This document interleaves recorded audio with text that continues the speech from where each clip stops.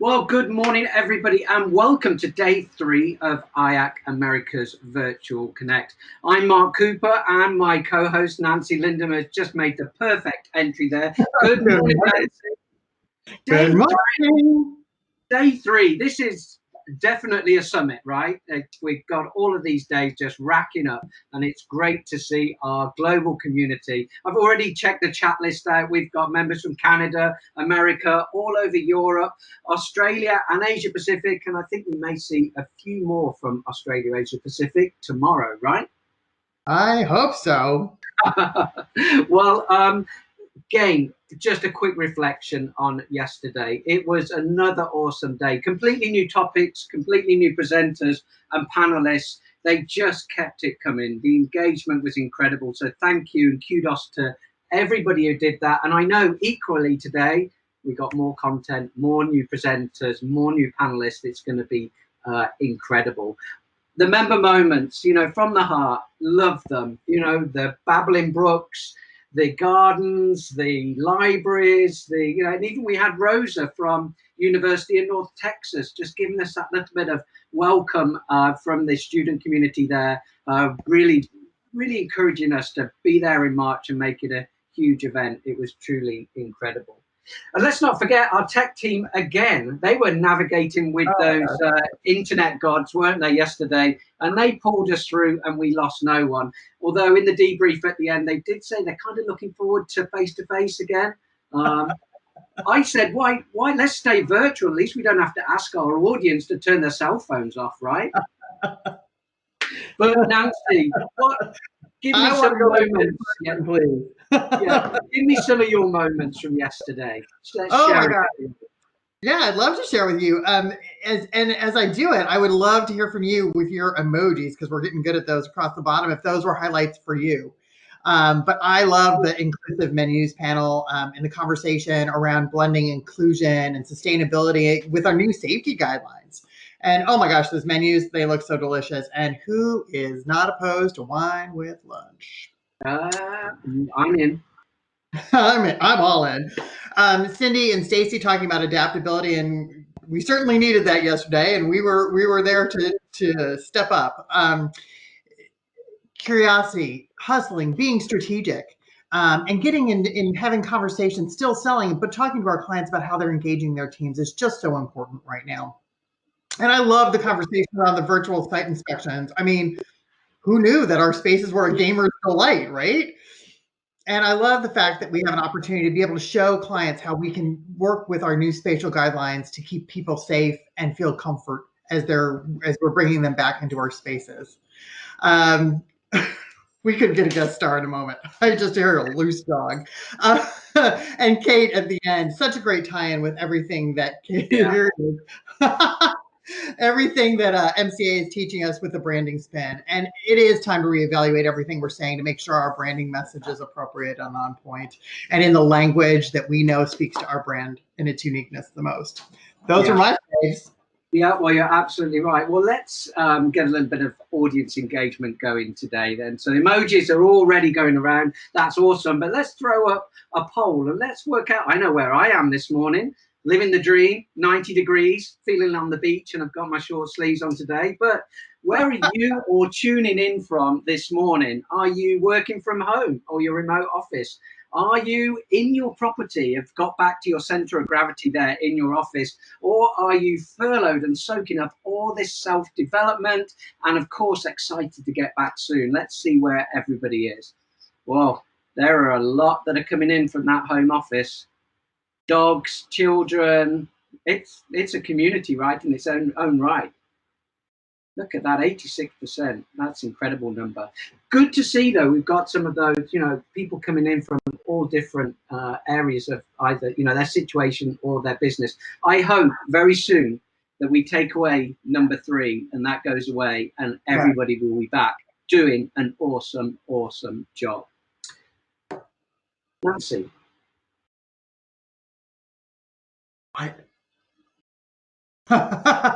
So many folks enjoyed day one and day two, and I thought they were fantastic. And we're so looking forward to this day that we have in front of you.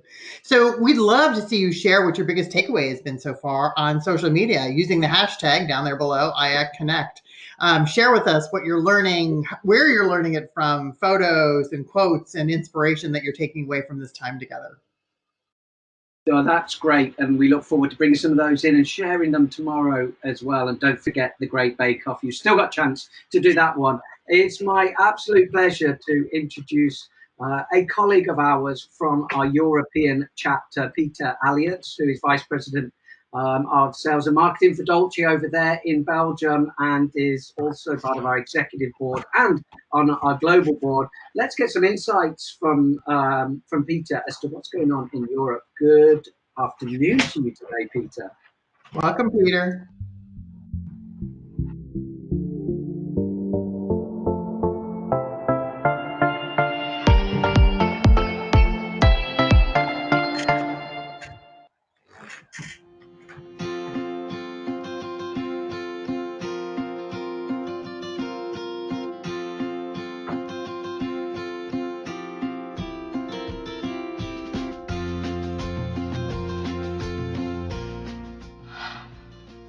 Hi IACC community, my name is Peter Alliotz, Global Board Member of the International Association of Conference Centers.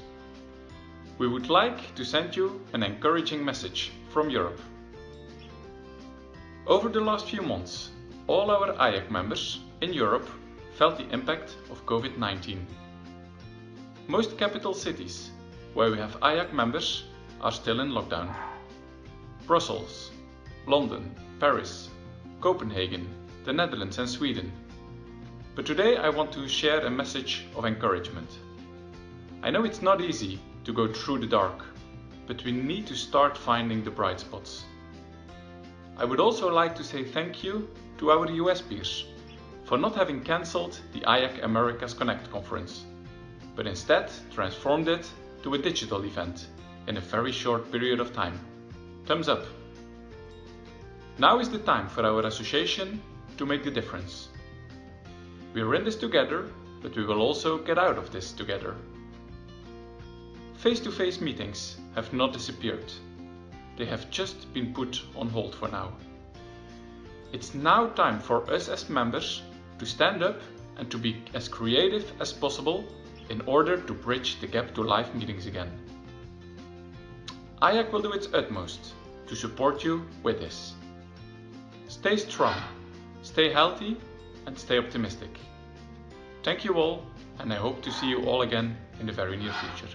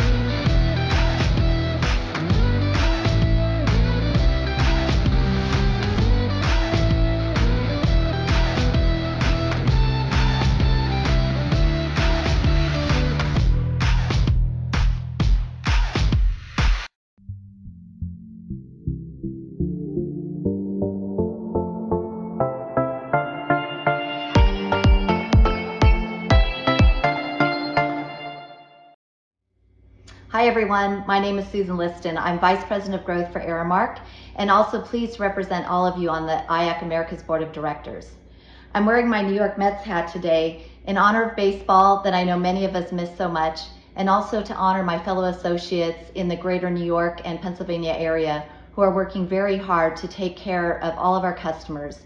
I'm also thinking about all of my many colleagues who are not working right now and are watching this from home and are so anxious to get back to work as soon as it's safe to do so. You know, our former title of our conference was sustainability, and I think it's still about that. It's about the sustainability of our industry, the sustainability of our jobs and livelihoods, and most importantly, about our health and wellness. So I hope that you'll enjoy the conference as much as I'm looking forward to it.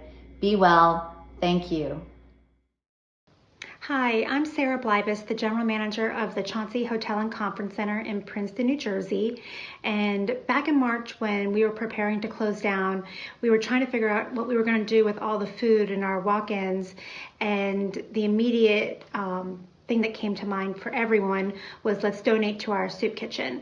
So we gathered everything and we brought it down to those who were most in need in our community, and they were extremely grateful that we were able to support them during this really challenging time. So what have we been doing since we've all been staying at home? Some of our team members are actually continuing to work for an organization within Aramark called the Healthcare Heroes, which they're working together in these warehouses, putting amenities and sundries together for the healthcare workers who are on the forefront of this pandemic and who don't have the time to go out to the grocery stores and get the basic essentials that you need right now. So our employees are helping put those together for those in need right now. And the one thing that we're doing is keeping in touch with our customers, our clients. We're sending out a weekly newsletter, not asking for business, but just saying, hi, here are some things you can do when you're at home with your kids, your family, and a few reminders about the conference center. But it's really just a helpful way for us to keep in touch and just let them know that we're thinking about them.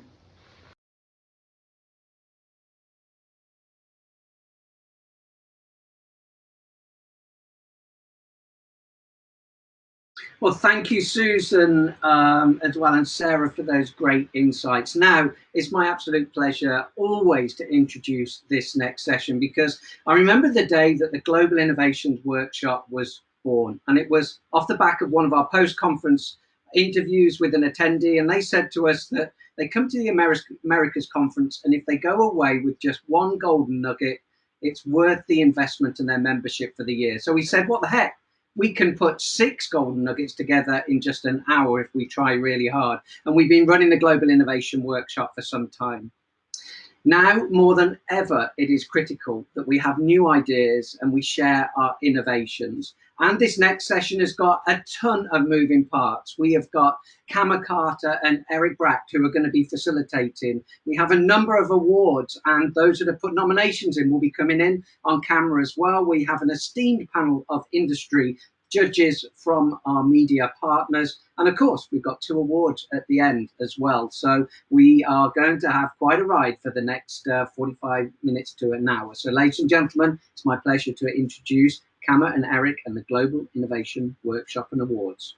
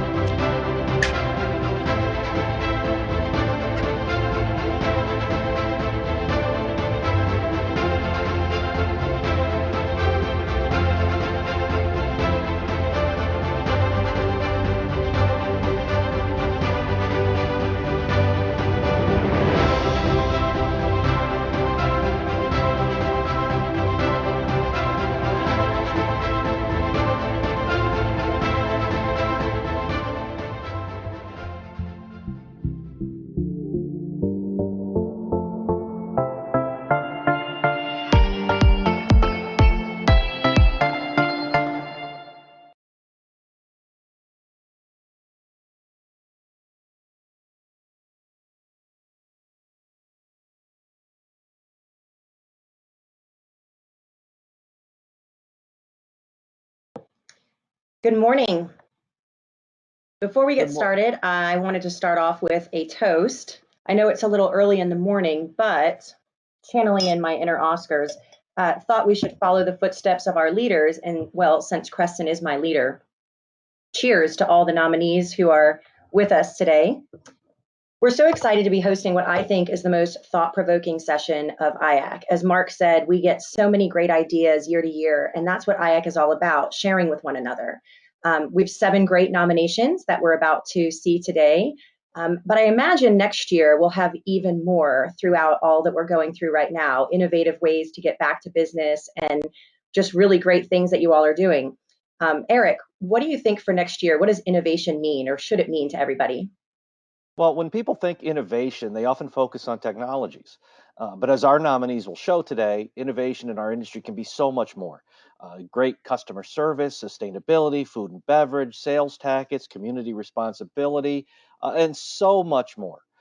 And we would love for today's audience to take that as a takeaway from this session and encourage you to think about similar innovation efforts you may be making at your property venue and encourage you to share those with us next year when we meet again in Dallas. And now back to you, Kama, for our first group of great nominees.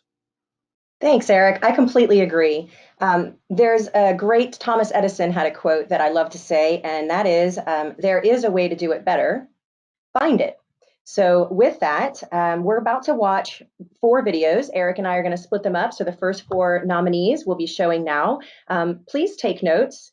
We're going to watch, come up with some questions. The panel will come up after the videos where we can all ask them some Q&A on their innovations. And then at the end, after the judges, we are actually going to have a people's choice vote. So get ready and let's see what those videos have for us.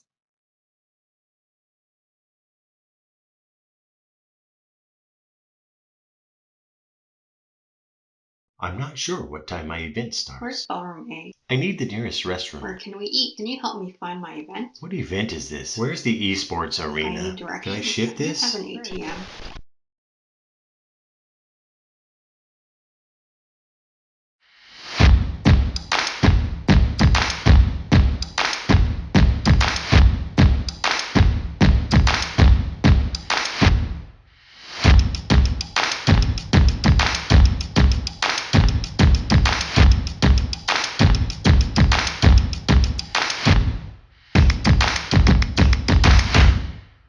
Hi, my name is Brian Pettio.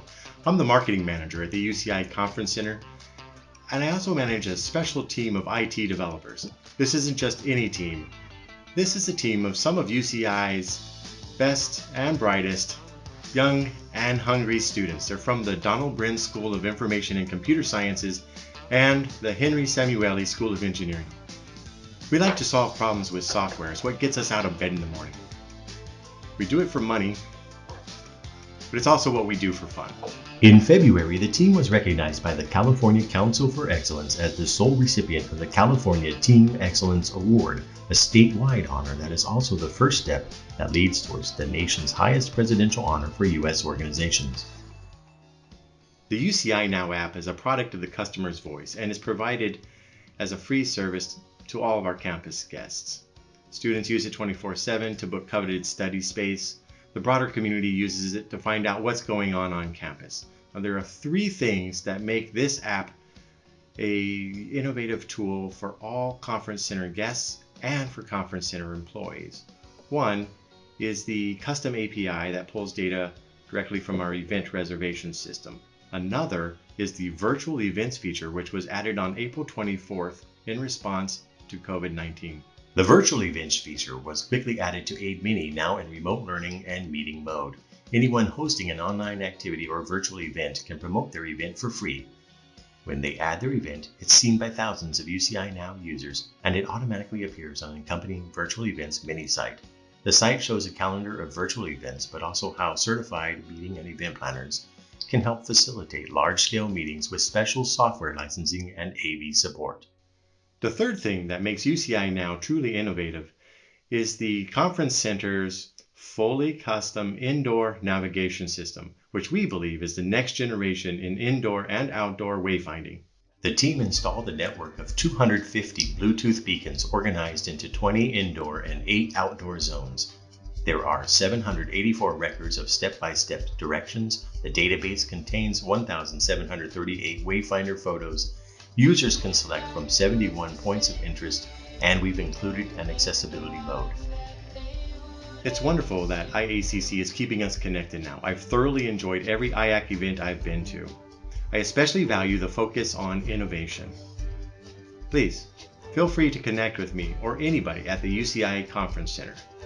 Finally, thank you, and congratulations and good luck to all IAC Global Innovation nominees.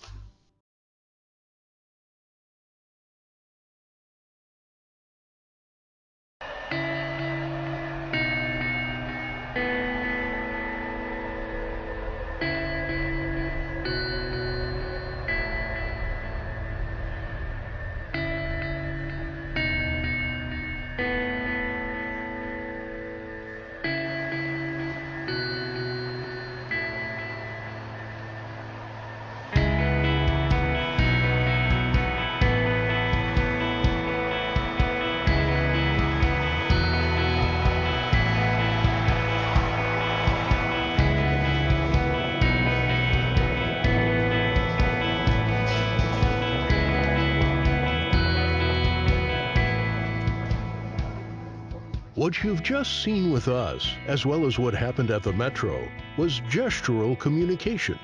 How did we start using this all over the world?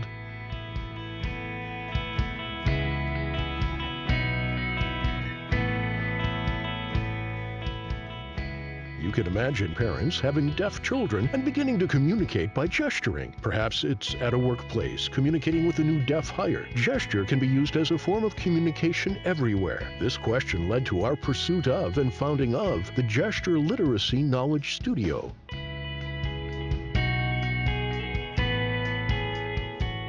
Our lab is unique because it is deaf-centered. The lab is operated by deaf people who look at gestures through the lens of sign language.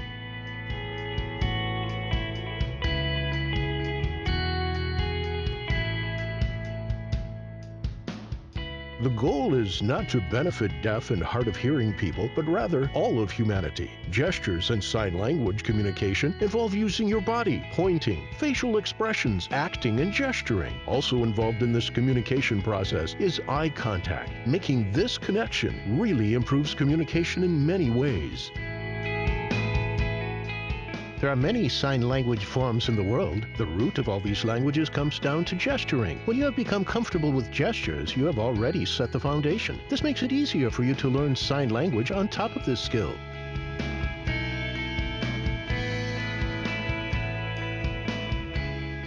This allows us to broaden our worldview, giving us freedom and increasing its use in social situations. Means that deaf people have more access. People will always use gesture, whether it's at work or at school in the classrooms, where teachers might gesture to aid in the visual learning process for students. Gesturing impacts us on multiple fronts.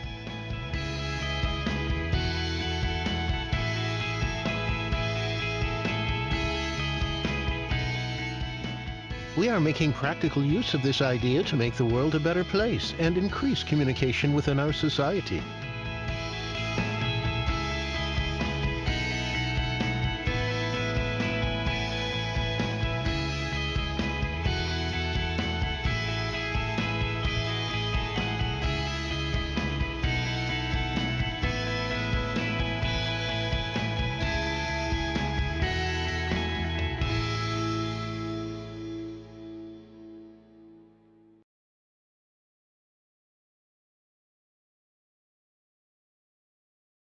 Hi everyone, my name is Manny Semby, Director of Sales at Etc. Venues, New York. Firstly, a quick message from myself and the team here on the ground in New York. We very much hope that everyone within the IAC community, your friends and family, are all keeping well and safe during these challenging times. And we very much hope we can see you all again face to face soon. In the meantime, here's a quick video on our entry for the 2020 IACC Innovation Award. Our entry this year falls within the technology category. Now, before I talk you through the innovations themselves, a quick run through as to how the business need for this innovation arose. Today we operate 18 etc. venues across London, Birmingham, Manchester and sunny-ish New York behind me. One of the first things we love to do as soon as we open a new venue is to bring our event planners through the door and in for a site visit. This really gives our teams the best opportunity to showcase the venue's design concepts, features and benefits of using an etc. venue. However, we fully appreciate that not every event planner has the time available to come in for a site visit for themselves. So, that being said, we look to technology as a means to find the next available solution, something that would showcase our venues in the best light, whilst remaining a beneficial tool for the event planner. Our brief was to firstly design an interactive floor plan, secondly a virtual tour available via our website and through the use of our etc. branded goggles, as well as a brandable tool, all to help the event planner make an informed decision without having to travel, saving time, money and helping our carbon footprint. Our interactive floor plans display a range of setups, all drawn to scale. Our easy-to-use navigation bar displays a range of setups at the click of a button. The look and feel of the floor plan is a copy of the venue, down to the exact colour of the chairs. These floor plans make the life of an event organiser much easier and gives the venue confidence that the event they're quoting for is for suitable space. 360 Madison's floor plan sits on the venue page alongside the virtual tour on one easy-to-use venue page. The introduction of our virtual tours allowed us to bring the venue to the client as soon as a location was announced, irrelevant of build time. The virtual tours are available to view on the desktop, mobile, or through our branded headsets, enabling the client to have a walk around the venue. The headsets have been a great success at exhibitions such as IMEX, as they really help bring to light the venue space without having to set foot in the venue. And lastly, building on the previous success of the interactive floor plans and virtual tours, we decided to utilise VR technology even further by providing clients with the ability to brand their own space.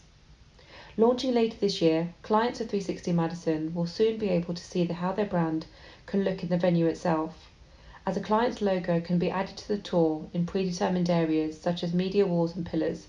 The tour is then saved and sent to them to see exactly what the branded space will look like, giving them the confidence to book. Thank you for listening, and I hope you enjoyed the video.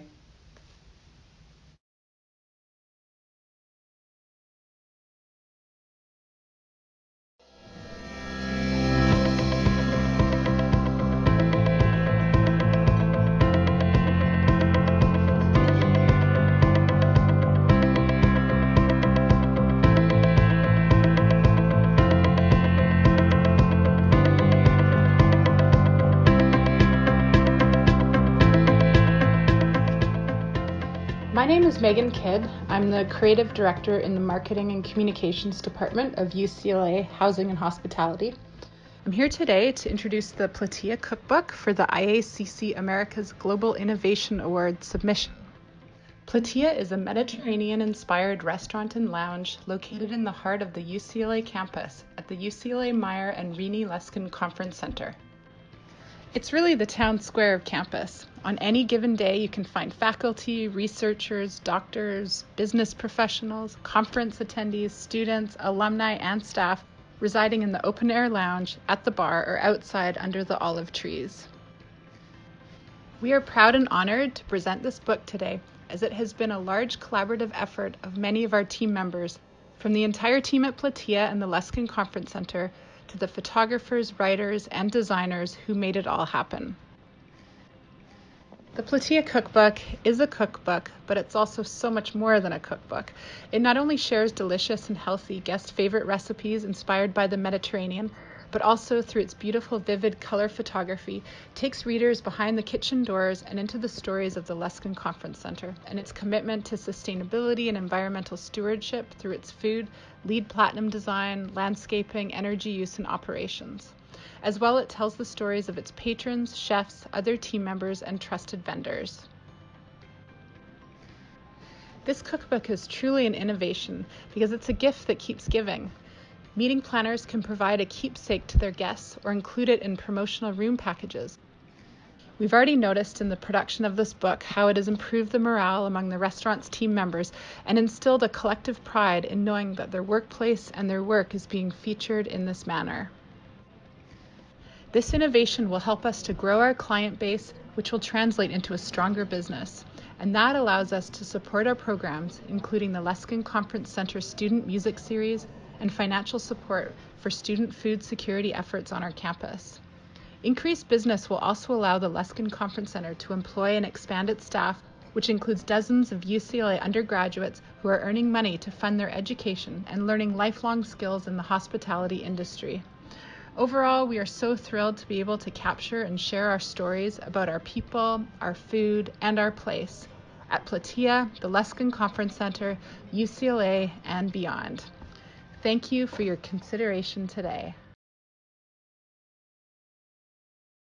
Wow, those were awesome.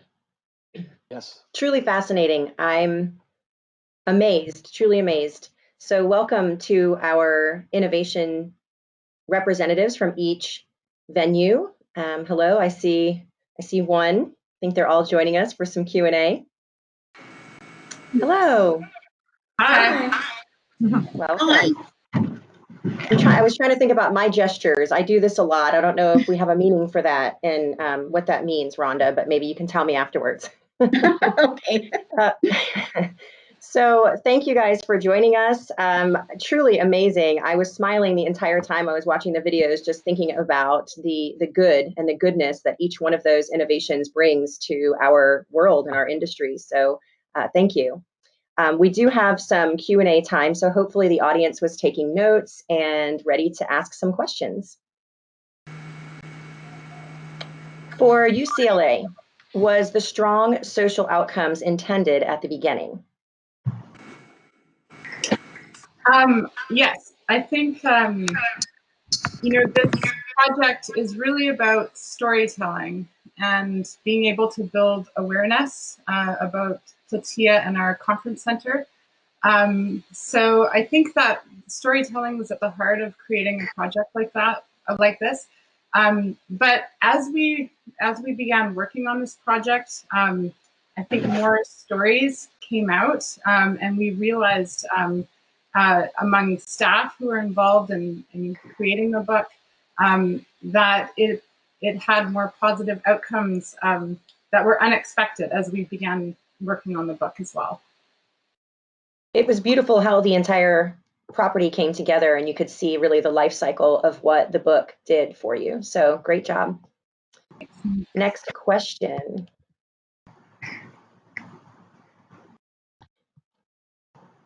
So we have our next question here for, do you incorporate signing skills? Oh, I just lost the question. What happened?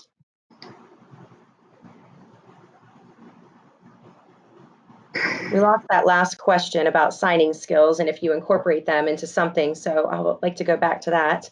But UCI app, once data is pulled from the reservation system, can you make changes in the app? Well, that's an interesting question. I mean, I think the answer is yes. We have full control over all the data, and so actually, this is up to the minute information. If that helps, kind of give you a better sense for the data. This is very current, live, real time data, and that was a necessity, yeah, from the start. Thank you. We have one for 360 Madison. What was the name of the platform for the virtual layouts and diagrams? I actually had that same question. What was the platform that you used? Hi there. We have an in-house partner based in the UK that we've been working with for a number of years now over the course of venues that we've opened over the last 3 to 4 years, I would say. So we're happy to share that information out with you afterwards, but they work alongside our architects to put the CGI plans together. And they're an incredible tool, as I mentioned in the video, to demonstrate what the venue will look like before the venue is completed. But yeah, happy to share that information out after. Okay, great, thank you. And we said another one for Excedra venues. Did you collaborate with a vendor in creating your? So I guess this is sort of the same question. Yes, the beauty of the of working with designers that have worked on our venues back in the UK is that it's very quick and easy for us to be able to turn around something from a CAD drawing through to a CGI image. So that's why we're able to, within about 5 to 6 weeks, go from a floor plan drawing through to a virtual tour available online. Okay. And we're running a little bit out of time, but I guess I'll just ask Rhonda one more thing because the question that we had for you skimmed through for me. But what do you feel was your biggest impact from the lab and from what you're doing with that work? Well, I think it opens a new form of communication, which is century old. We use hand gestures, but also to bring forth the rich community of the deaf and hard of hearing. So we have done a few things where we have done a wine tasting for the community without sound. It was historical and funny. It was extremely funny. So what we intend to do is have this as part of, once you enter the conference center, to become immersed into the culture and also recognize that there's a way to communicate without sound. So we're quite excited about that. My family would be very excited about that. So thank you guys for your time today. Again, it was really motivating, really sincere. So we're going to actually do a poll now. We're going to ask our audience what they thought about your 4 nominations. And so the question is, what innovation do you believe has the most positive impact on a venue or a service? So you all can't see the votes as they're coming in, but I can. Or is this, I don't know if you all are seeing this or not, but no, they are not. Okay. So while we're waiting for the votes to come in, just a reminder that we do have a great panel of judges that the 3 judges are also judging. And so we will have an official judges award at the end, but because we're breaking this up into 2 sections, we'll have one winner from the first round of innovations and then another one, I guess second runners up, and then we'll do another poll at the end. So so the winner from the second runner up, shall I say, for the first set is, drumroll, champagne, Creston, cheers. We have a guest app from UCI Student Center and Event Services. So great job. Very good. Excellent. So I'm going to hand it over to my colleague, Eric, and Eric's going to take us through that next set of videos. Okay, thanks, Gamma. What a great group of innovations to start with, and congratulations to our first People's Choice finalist, UCI. Now I've got 3 more nominees to present, and as you watch the following video, please remember that you'll also be voting for this round as well, so for your choice of innovations from this group. And if you have any questions while watching, just like the last time, please send them in while the video is going on, and we'll have representatives from each available to answer your questions after the video. So go ahead and let's see the nominees.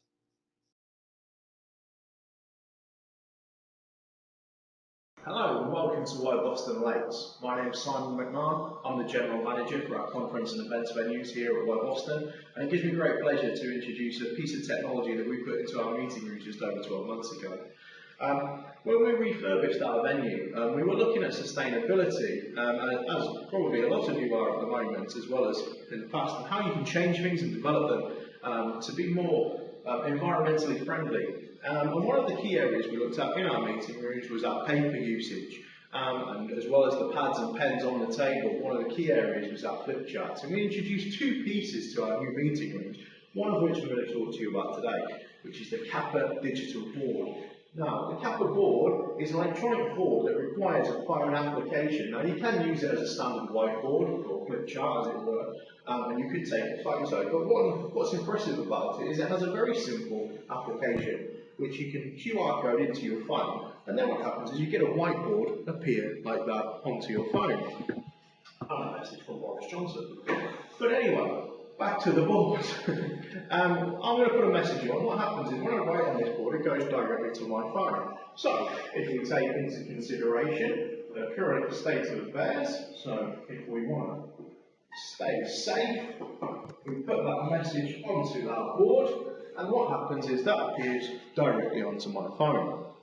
So if I've got colleagues in the room, want to share a timetable, want to give them some agenda to go and work on, and they don't want to tear it off, take a photo, you can send this to them. There's an application at the bottom to send to a friend or a colleague. You can just send it to anybody in the room.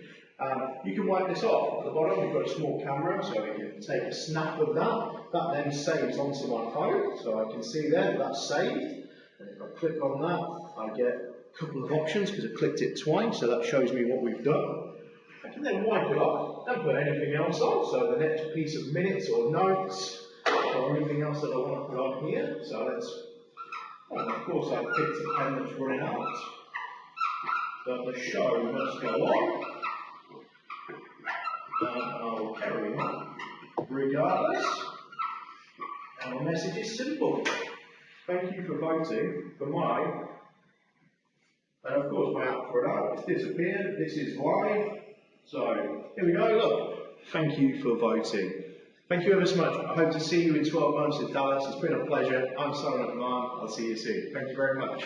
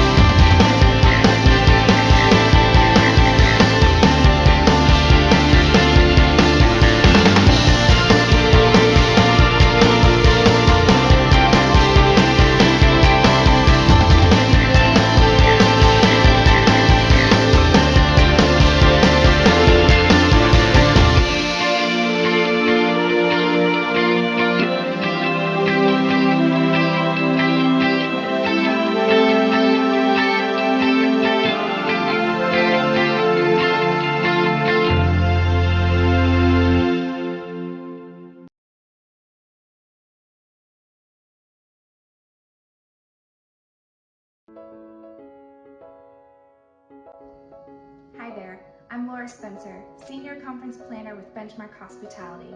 Today I'm here to present our special dietary management process and how it drives our positive guest experience. I hope you enjoy. The dietary process truly initiates in registration, which is the key to our success. Through custom certain registration reports, we are able to identify ahead of time if any of our guests have dietary requirements. This snapshot is an example of the required fields our guests fill out. The drop-downs include questions surrounding overall dietary requirements such as vegetarian, halal, kosher, and dairy-free. However, we do provide an other field for our guests to give us feedback on additional preferences they might have. Descriptions in this field could include anything from I don't like tomatoes or to limit particular seasoning profiles such as curry or salt.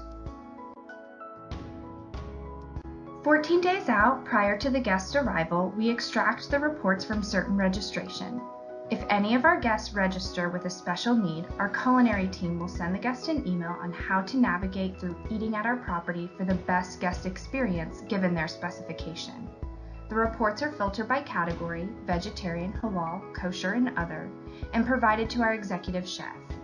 We have created a template email to simplify our process, which only takes approximately 15 minutes per week and has proven to increase guest satisfaction. Please note we have an 800-room hotel and on average 350 registered guests with some sort of dietary requirement per week. While only 30 to 50% are actual dietary needs and the others are only preference, 350 guests per week receive this email template. Once we have identified our guests with dietary needs and we know they will be attending a private function, we take our white glove concierge service one step further. Since these guests will have limited variety in their private event, we want to ensure that what we are serving will meet our guests' needs.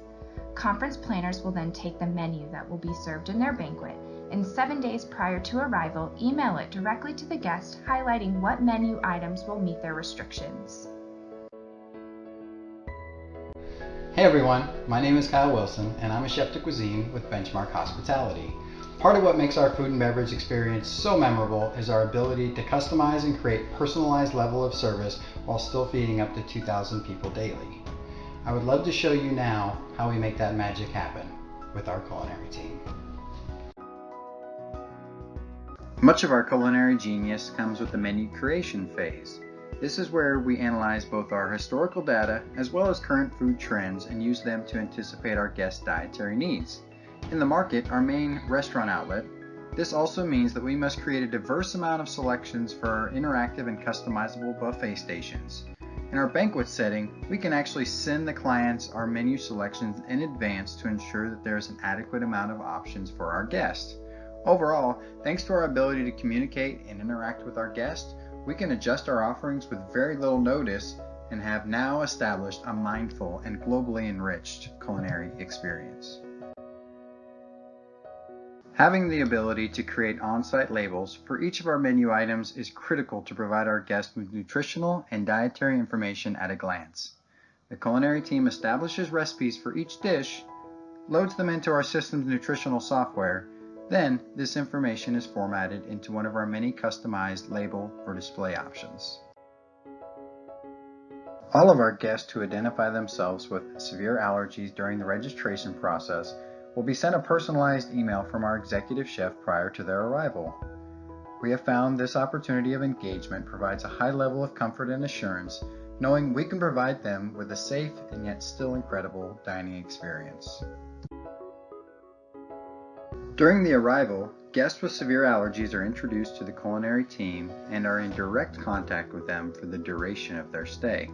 In many instances, meals are prepared separate from the rest of the buffet and delivered tableside when the guest is ready to dine. The culinary team also uses this unique personalized opportunity to express and explore their creative abilities while providing unforgettable experiences. With guest satisfaction always on the forefront of our mind, the final touch to our program contains a follow-up email sent directly to the guest mid-stay to ensure he or she is satisfied with their dining experience. This game changer allows our team to catch any potential disappointment and turn it into a positive before they leave, rather than waiting for a survey 3 weeks later that we cannot change. We truly care for every guest. No diet need or request is a burden. Rather a chance for us to extend our hospitality and make them feel comfortable away from home. But most importantly, increase guest satisfaction. Thank you so much for your time today. We hope you enjoyed. Wow, another great group of nominees.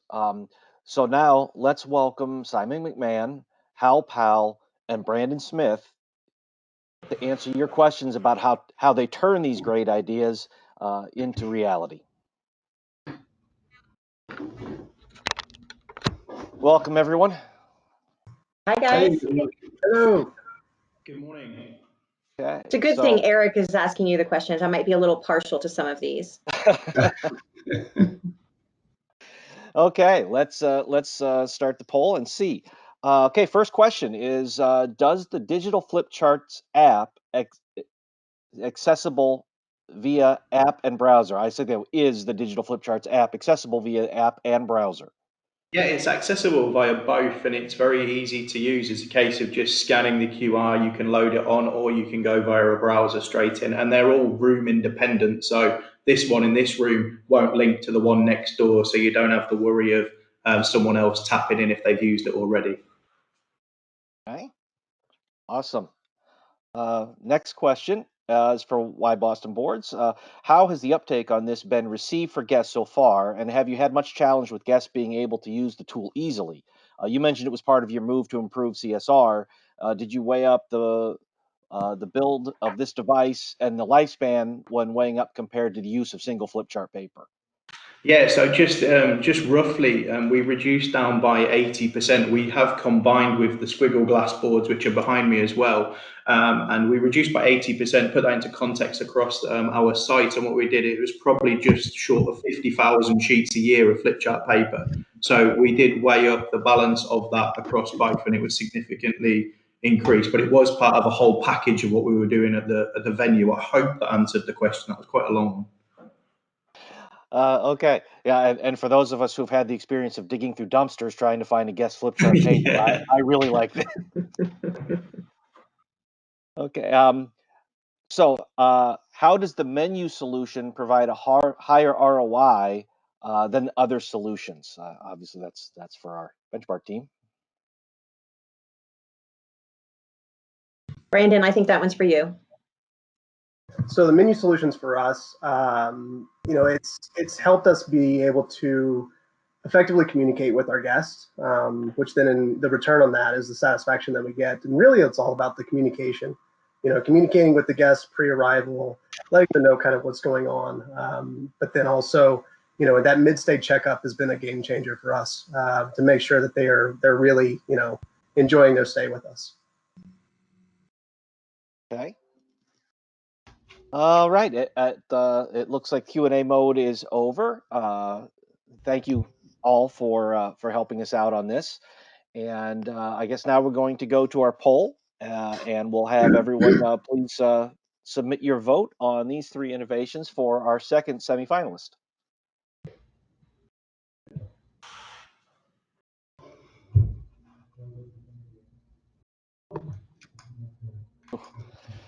I can see these coming in. They're gonna make me sweat out the answer here. It's very even. Yes, mine were very even too. I didn't mention that the last time, but they were all very neck and neck. So it was interesting to see. All right, it looks like we're settling down a little bit. We'll just give it another minute. But at this point, it looks like it is safe to say that our second semifinalist is the Special Dietary Needs Management from Benchmark and Deloitte University. So congratulations. And congratulations to all great innovations. We're very thankful and happy for your submissions.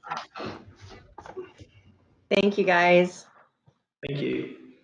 So now, Eric, we are going to have a poll between the semifinalists, right? So as our tech team creates that for us, just a reminder that we did have the Judges Award to come next.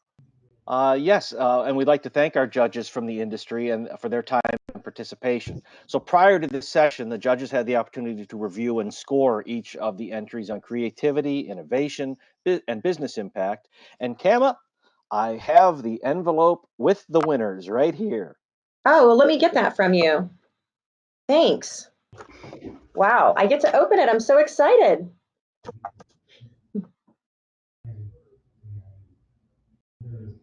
Wow, looks like we're still getting these votes in for a poll of People's Choice.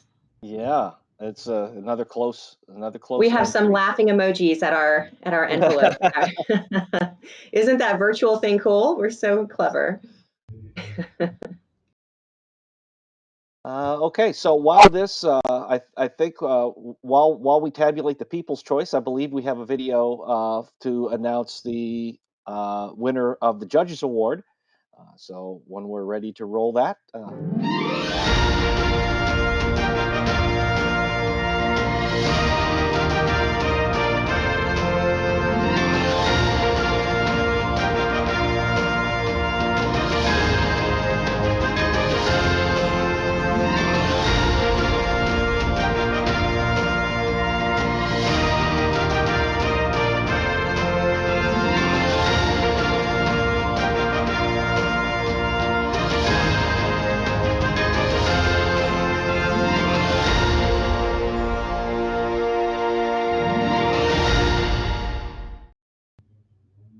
Okay. Well, congratulations. That was awesome. Do we have our award for the amazing cookbook that really went full circle with that entire property? And I think, Eric, you have a couple of quotes from the judges, don't you? Yeah, just so that I could. Our first quote from the judge was that they thought it was fantastic. Lauren Bickel from Ignite Magazine said that it was really great to see the initiative's impact, and it was felt through the whole stakeholder base. It was done skillfully, authentically, and it's very powerful. Awesome. Great job by all. They were so fascinating, all of them. Again, my favorite thing about IAC is the inspiration that we get from one another. So thank you for sharing all of these wonderful concepts for us to ponder over. We now get to announce the People's Choice. Okay. And I think I'm going to have another sip of my champagne. Great job, Deloitte University team, for your special dietary management. We had to shorten that video to 3 minutes, and it was hard because we had a lot more to go into it to explain it. So thank you for everyone who found that to be as special as we do. Congratulations to our winner and to all our nominees. Thank you so much for participating, and we so look forward to seeing everyone again in person next year in Dallas. We certainly do. Thank you. I had to join you because you got the champagne out, camera. So there's no way I was going to stay off camera because this is the end of the afternoon. Oh, and there's enough there in there for me. And it looks a pretty good bottle as well. Congratulations to our winners. Thank you so much. But I have to thank both of you. You were navigating through that. No, you were pirouetting through that with our with our nominees coming in and out of camera, awards on the cuff. In fact, I think it was a little bit smoother than when Bob Heger's running it in real life. But don't tell him that. But no, it's awesome job. And as I said at the beginning, it's these ideas that we can pick up and take away and put into practice because together we are absolutely stronger. So thank you very much, Kama. Congratulations to you as well, Kama, on taking on our regional ambassadors title as well for the West Coast of the US. So we're really excited to have you join that exclusive band along with Creston and Andrew. You seem well placed with the glass to be able to do that. Thank you very much, Mark. I appreciate it. Thanks, guys. Thanks very much. Take care. Thank you. And I was told to mention that awards will be in the mail. They certainly will. Kate Bacon will be posting those over to the worthy recipients as well. So it's my absolute pleasure to keep the show rolling. We've been talking for the last 3 days of just how important it is to engage with our incoming generations. We need new skills, we need new inputs, we need new perspectives. So those incoming generations are absolutely critical. And our scholarship award program is an important part of that. We've been partners with New York University for decades now. They're an incredible partner with us. And the Doris Scholar Award is one that we have featured in Connect program year after year after year. And this year, it needed to be a part of our virtual program as well. I'd like to introduce to you now, to begin the program, Dr. Lynn Minart from Jonathan M. Tisch Center of Hospitality in New York University, and followed by Giselle Garvey, our worthy recipient as well this year. Lynn, lovely to see you again, and happy to hand the show over to you now. Thank you very much, Mark, and what a pleasure to be here for such a special occasion.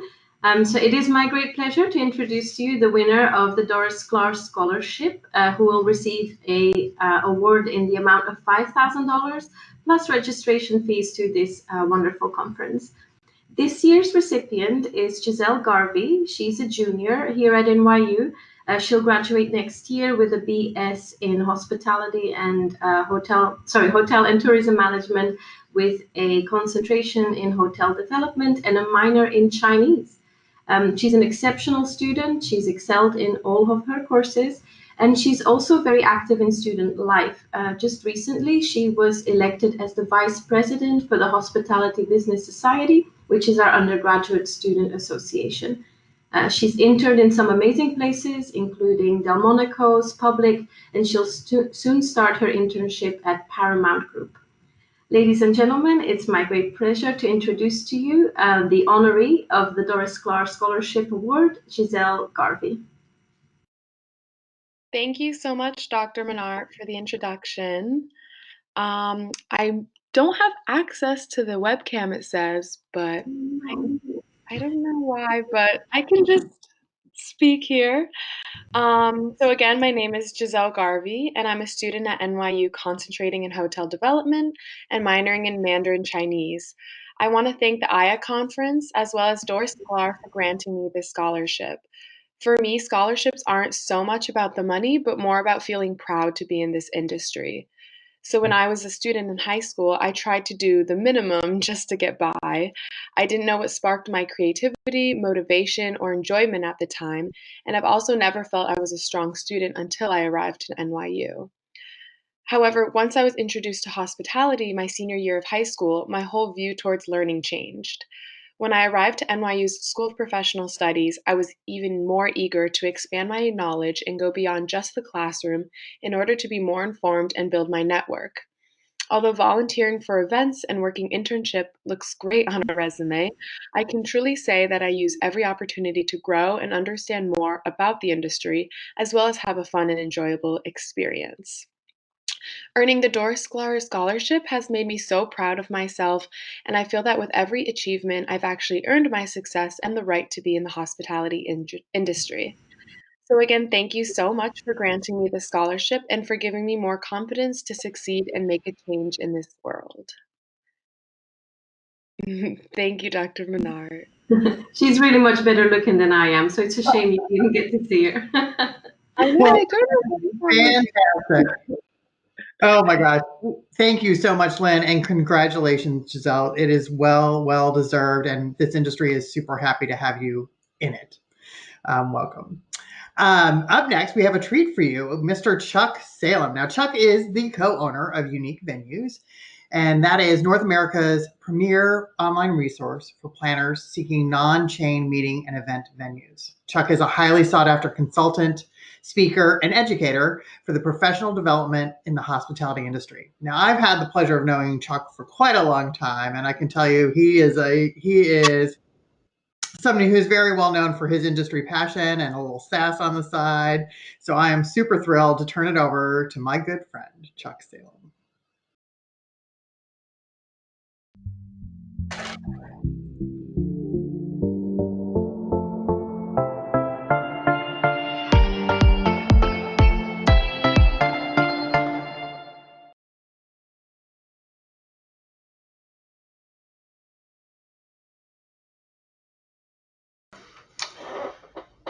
Hi, everyone. I hope that you can hear me just fine. It is such a pleasure to be with you today. Again, as Nancy introduced, my name is Chuck Salem, and I have the privilege of being the CEO of Unique Venues and also the privilege of being actively involved with IACC for more than a decade now. So I wish I was coming to you from across the room in Dallas, but unfortunately, because of reasons we all know all too well, I am sitting in my home office in Fairfax, Virginia, right outside of Washington, D.C. And I'm here today to talk. I was so pleased when I was asked to do this presentation today because customer service is my passion. When I was first asked to, I worked for the University of Pittsburgh, and I was asked to work on a team to develop a conference center on one of their 5 campuses. And at that time, I knew nothing about really anything directly about the hospitality industry. My master's degree was in higher education. My undergraduate degree, I'm a teacher and a map maker. So I was thrown in, now this was 30 years ago, I was thrown into a situation where I had to learn and become a self-taught developer of a plan for a conference center and then direct and manage the center upon opening. I was responsible for all of the pre-marketing and sales and building a team. And so I learned a lot.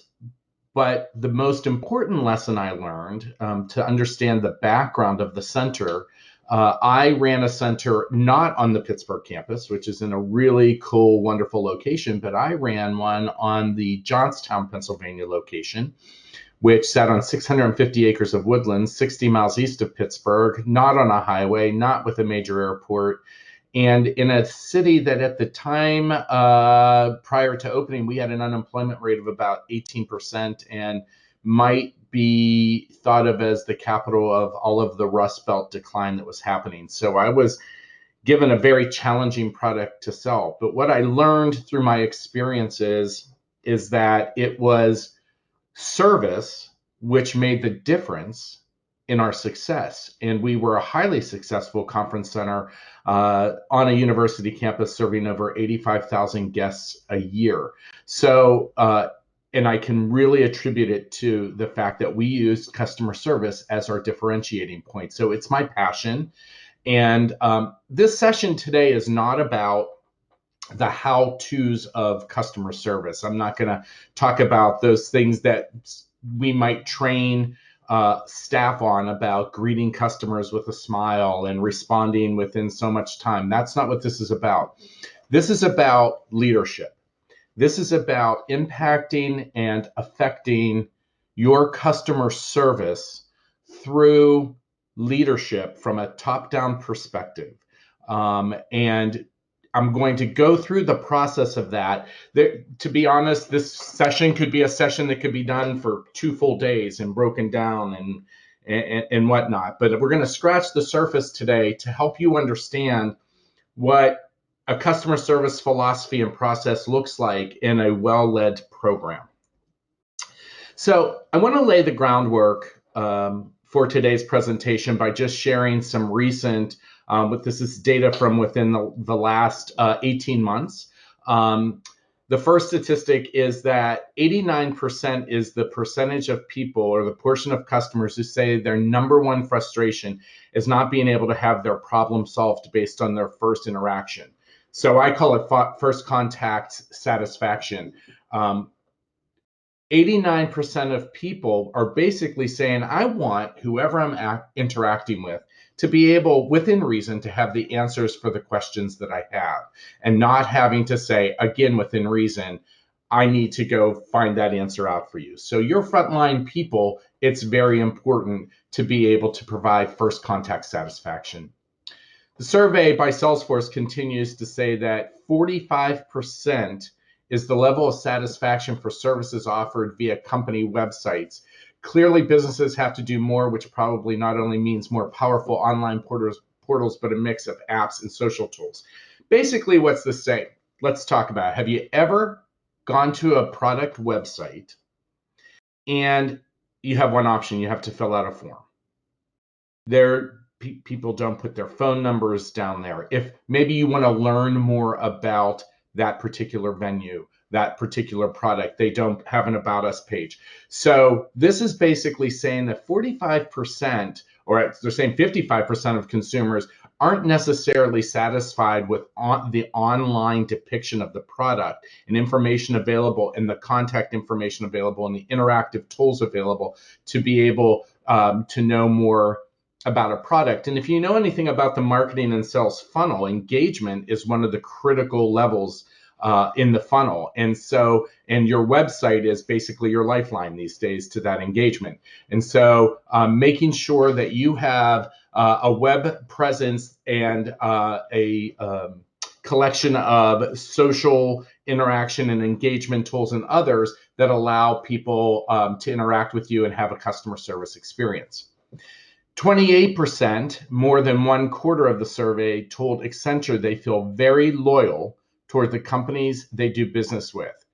That's not so good. Read that again. Only 28% of consumers in a survey by Accenture stated that they feel loyal to a product. That means the good news is, for you, if you're not one of the products that a customer is loyal to, but you're competing with a product, you have the opportunity to capture that market, because we're basically saying that 72% of customers are up for grabs. So on the downside of that, if you're one of those clients, or if you're one of those venues where your customers are not feeling loyal to you, they're not you're not retaining them as clients in those situations where they can rebook, then there's an issue there. And we're going to talk about some processes to figure out what that might be, why that may be.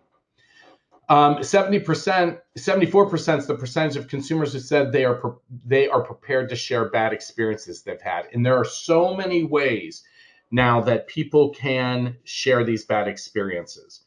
And here's the problem. The problem is that culturally, we're far more detailed when we share the negative. So, I'll give you an example. Brand new restaurant opens down the street and your friends tell you in passing, oh my gosh, you got to try out such and such restaurant. It just opened. It's fantastic. It's, can't say enough about it. Just get there early because it gets crowded. That's what you hear. But if they had a negative experience, they said, I went to the new restaurant down the street called ... I got there, I stood in line for 45 minutes. They told me it would be a 20-minute wait. It was 25 minutes longer. When I finally was seated, my table still hadn't been cleaned off. Then, when my food arrived, it was cold. They didn't have enough staff. We as consumers in our culture go painfully into the negative details about our experiences when they're negative. So something just to keep in mind. 84%, despite the doom and gloom, all's not lost, because 84% may not make the switch. If they have a negative experience with you, that doesn't mean you're going to lose them, because if you're able to meet their needs and rectify their issue in a timely and effective and positive manner, then you have a really good opportunity to keep them. So in that situation, all is not lost. Okay. I'm going to be double checking to see if there's any questions. None at this time. Okay. Our next slide, I'm going to go on, give some more. Rosetta Stone talks about that customers who are more engaged, very highly engaged customers, are 6 times more likely to say they would try a new product or service from the brand as soon as it comes out. So what does that mean for you?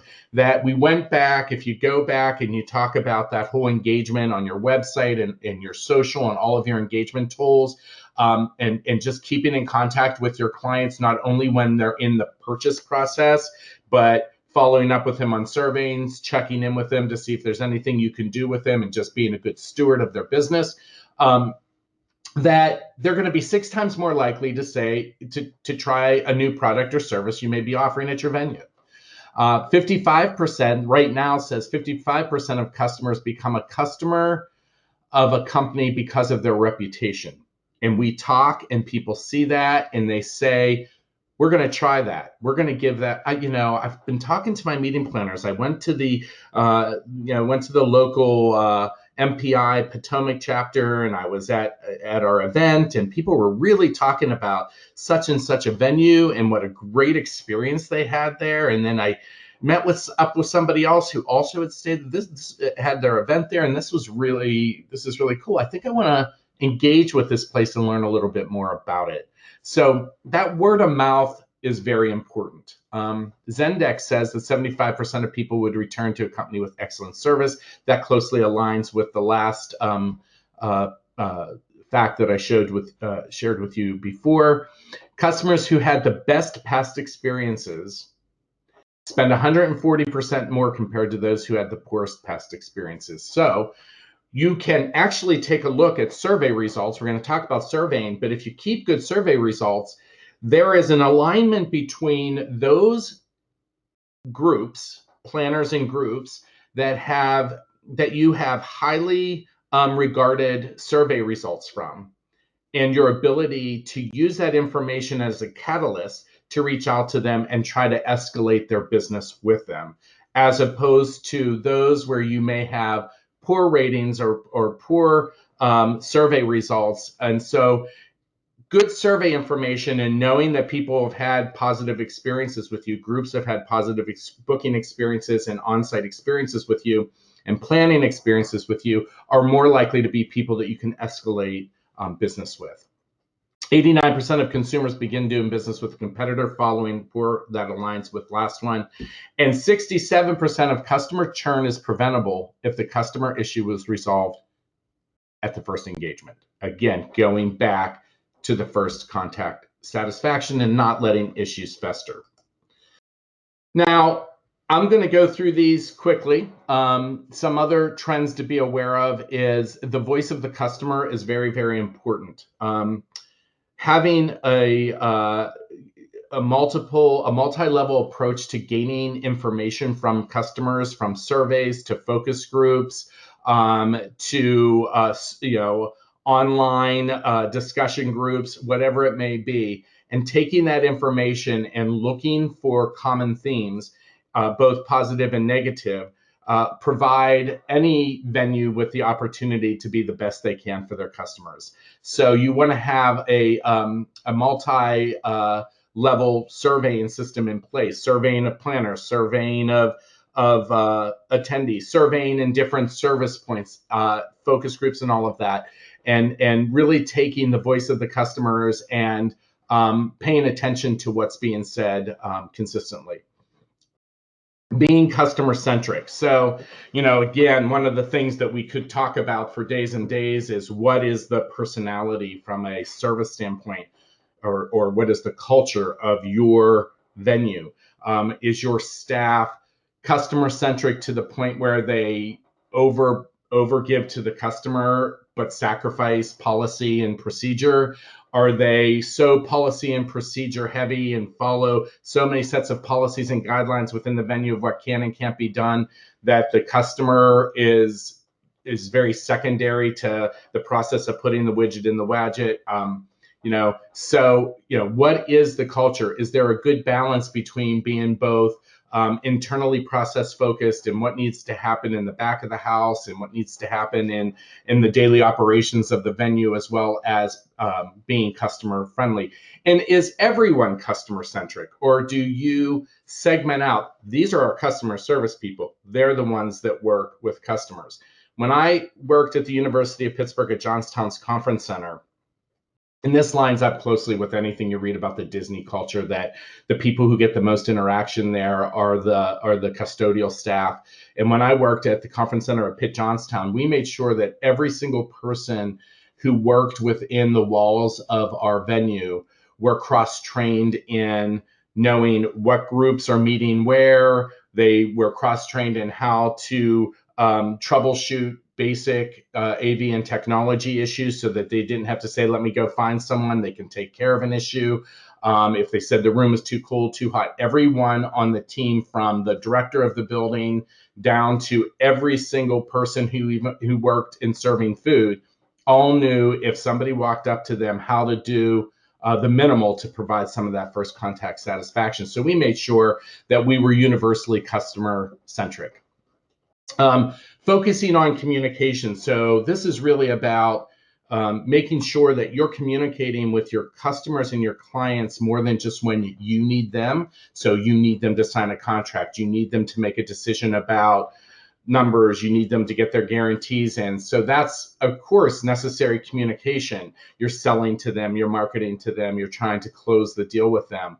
But there's other ways that you can stay in communication with them that shows that you are customer focused and that they are more important to you than just a number, than just a line item on a spreadsheet. So that's those things that kind of help to escalate, and having an omni-channel approach to your service. So again, multi-level marketing and outreach and loyalty programs and social media that recognizes and shows appreciation to your clients, and personalization, actually knowing them, understanding them, sitting down with them and asking simple questions like, it's a week after your conference or event ends at our conference center, and you sit down and you open a bottle of champagne and you are toasting to the success of this, and you think to yourself, this was the absolute best event I've planned. Everything went perfect. What is it that needs to happen that will make you say that? And let's talk about how myself, my team, and our venue can help you to achieve that. We, like everyone else, want to be able to toast with you a week after this event is over. So it's really kind of that personalization, getting to know the client and not being cookie cutter in your approach to service. All right, so the process to good leadership and customer service begins with your philosophy. Then it goes on to your people, so the people that you're using to serve the clients, your processes and policies, your client feedback and response systems, your initiatives, and then constant improvement. And I'm going to break those down now, and we're going to go through each one of these as we can. So first of all, your service philosophy. Now, you're going to have access to this presentation. It's being recorded. You'll have access. So I'm not going to go through what all of the different mission statements are that I have, but it is important that everything starts with your philosophy. Developing your philosophy starts with your mission statement, which is your short statement of why you exist. And it's funny because when I teach these courses, sometimes I go in for a day, 2 days, 3 days, and we build the whole customer service philosophy. And I ask people, I don't give them the chance to prepare. I'm like, who can stand up and tell me your mission statement? And very rarely do I have anyone who can tell me their mission statement. Even the leaders, they can maybe give bits and pieces, but they can't necessarily talk about the mission statement. So, and that's understandable. That's very common, but it's really not excusable. This is something you should know and understand as your mission. So when you get this presentation, I have different sample mission statements that are here. Your mission statement probably is not coming from you or your service team. It's coming from high above you, whoever it is you're running a conference center for, whoever it is that you have your conference center management company, or who the developer is, that's going to be there. But after that, you want to ask, what is your mission? And make sure you write it down. I would go through these and actually answer these questions later on when you're going through these slides. Next is your vision. So first is your mission, and next is your vision. And your vision is, just asking yourself and your team, what is it that we imagine ourselves to be? What are our hopes? What are our dreams as a venue to be for our customers, to be in our industry? This is the very foundation for all of your strategic planning, because as you move forward, everything you do should fall in line with your mission, but also should be part of your vision. And so you want to make sure you build a statement to capture your passion for your product and those you serve. People want to know more about your vision than they want to know about your mission. So you'll see I put some sample vision statements in here as well, but I would challenge you for you and your team to sit down and ask yourself that question: what's your vision? Next is your customer service promise. We're drilling down into developing this philosophy statement. And your customer service promise, it's not words on the paper, it's a commitment. It's what every employee needs to commit to, be hired and understand that this is what they'll be held to. And every single person on your team needs to be able to fulfill is this customer service promise. And most important is knowing and being able to tell your customers what they can expect from you 100% of the time. What is it that you and your conference venue will strive to provide customers 100% of the time? And how you communicate that promise to your clients?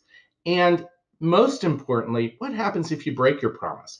What are the consequences if you promise to provide certain service expectations to your customers and you don't meet those expectations? What is going to happen if you break your promise? Okay, all right. Now we're going to put it all together and you get a sample philosophy statement. So this is where you want to land. So recognizing what your mission is, dreaming about what your vision is, understanding what your customer service promises are, and putting it all together in a sample philosophy statement that becomes the very groundwork for your customer service program.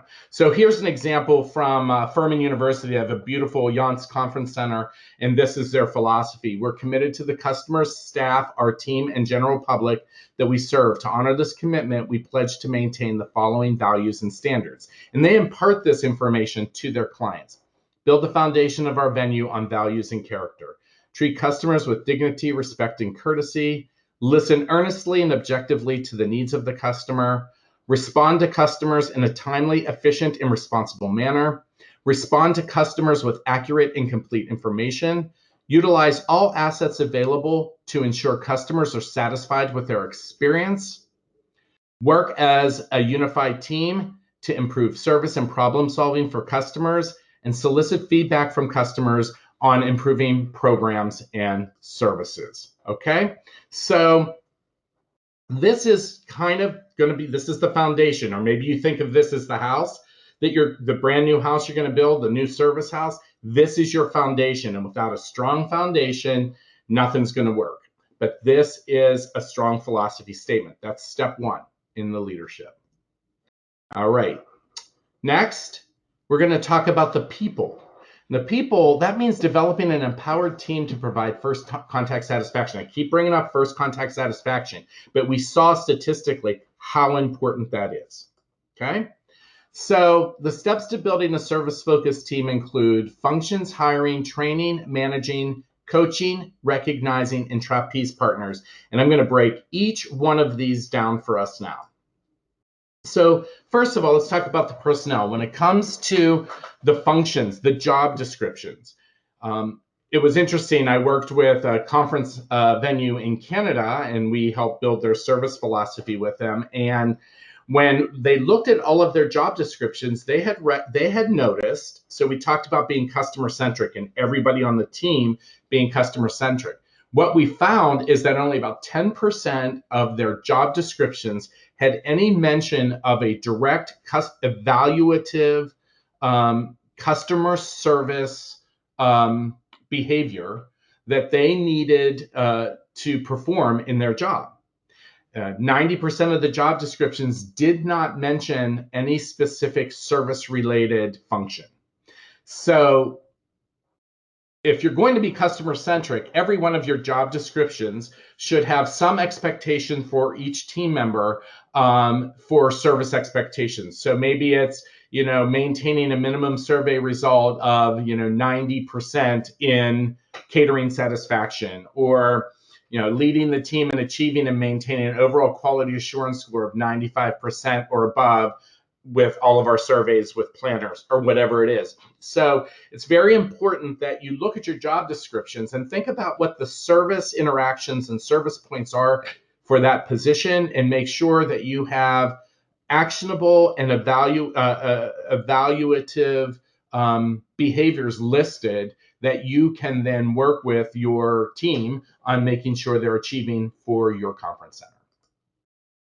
In the hiring practice, you want to make sure, again, in looking at your advertising language, when you're searching for people, there are certain positions that are apparently customer service related, maybe the front desk staff or whatever. And so in that advertising language, there's going to be something apparent about great customer service skills. But what about in positions that are in back of the house? They're still going to be interacting at some point with service. They're still part of the whole show, that makes the whole show a success from a customer service standpoint. So infusing service friendly language in the job position advertising is important. It also sets the stage for you to be able to hold that staff member accountable. From day one, we've told you, even when we posted this position, that service is an expectation in this job. In your pre-interview, if you're permitted to do this, some places have policies that prevent this, but anytime you're able to, taking time to learn about Enneagrams and Clifton Strengths Finders and doing some of that testing so that you can closely align people's personalities with their positions, that they are, because there's no one right or wrong type in the Enneagram or Clifton Strengths Finders, because they all have their positives, they all have their liabilities, but at the same time, they can be closely aligned.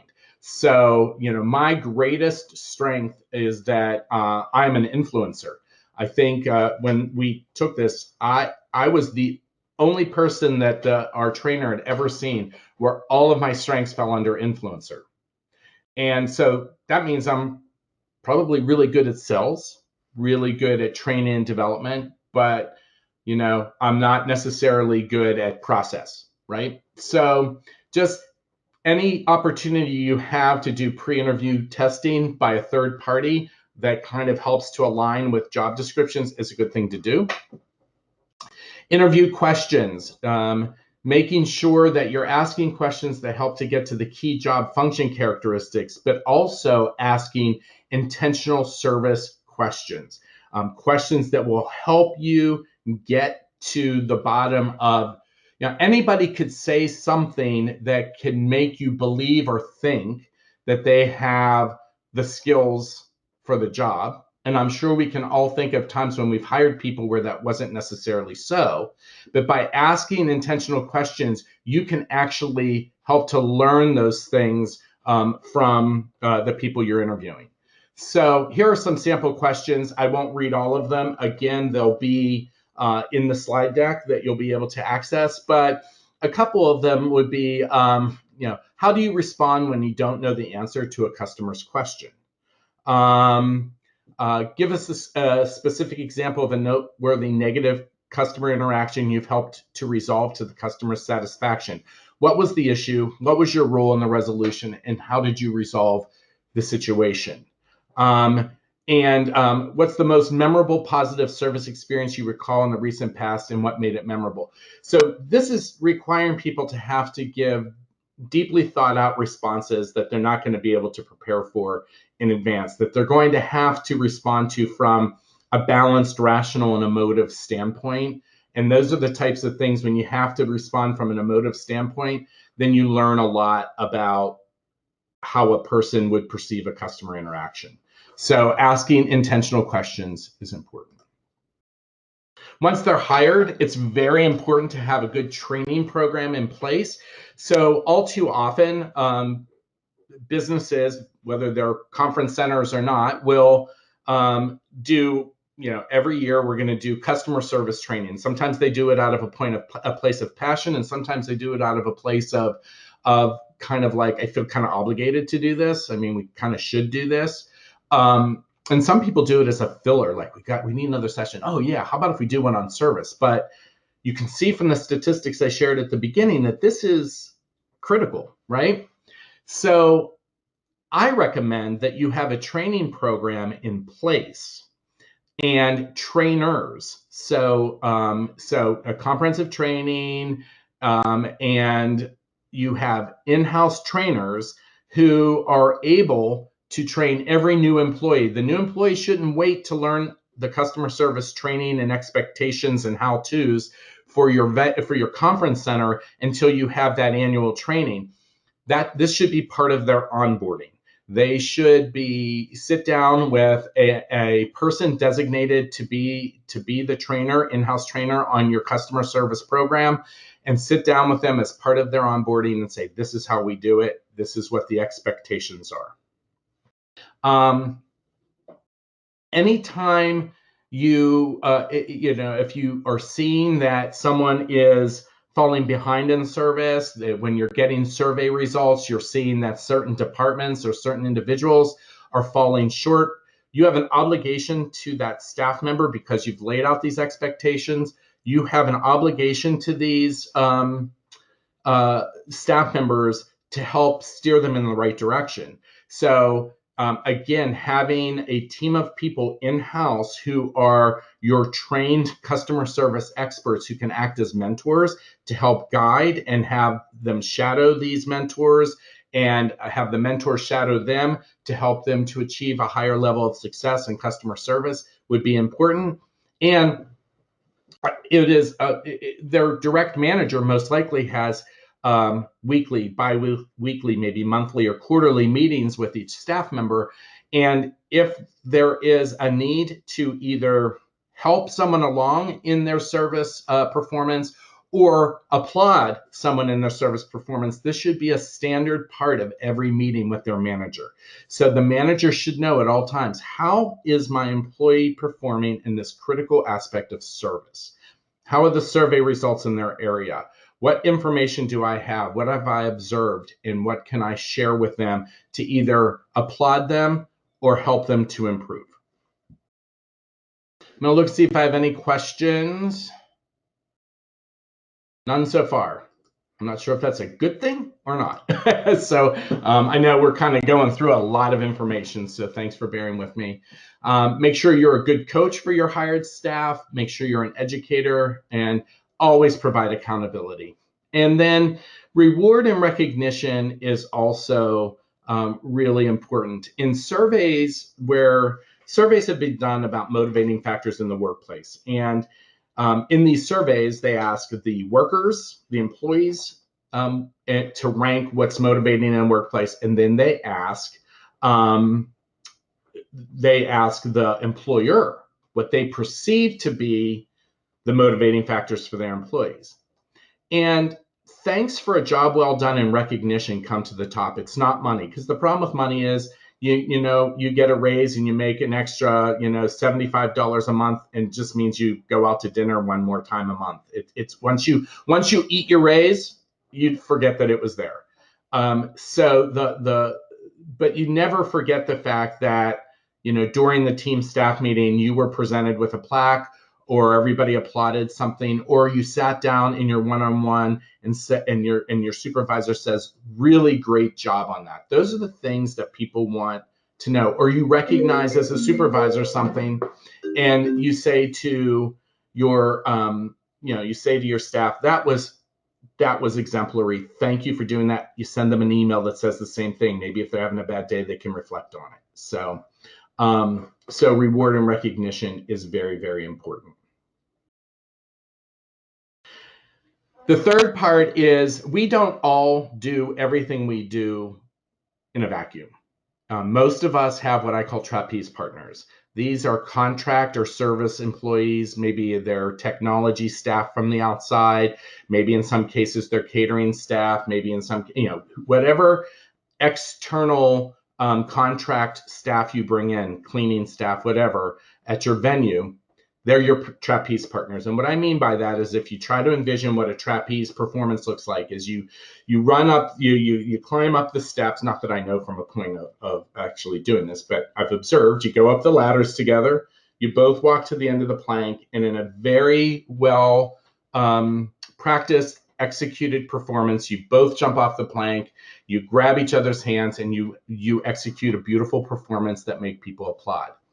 If you don't practice, if you don't each understand what the role of each one of you is in the performance, and you haven't practiced it, and you haven't talked through the things that go wrong, and you don't have the safety net in place, bad things happen. So to work best with your trapeze partners, I suggest that you look at developing a set of memorandums of understanding. You do cross-training programs with your team. We used to make sure that we always included our every single level of staff, even people that were not under our supervision at the university. It was a very bifurcated, siloed system, but we always included them in all of our training programs and in understanding everything that was happening, because each time you want to aim for perfection.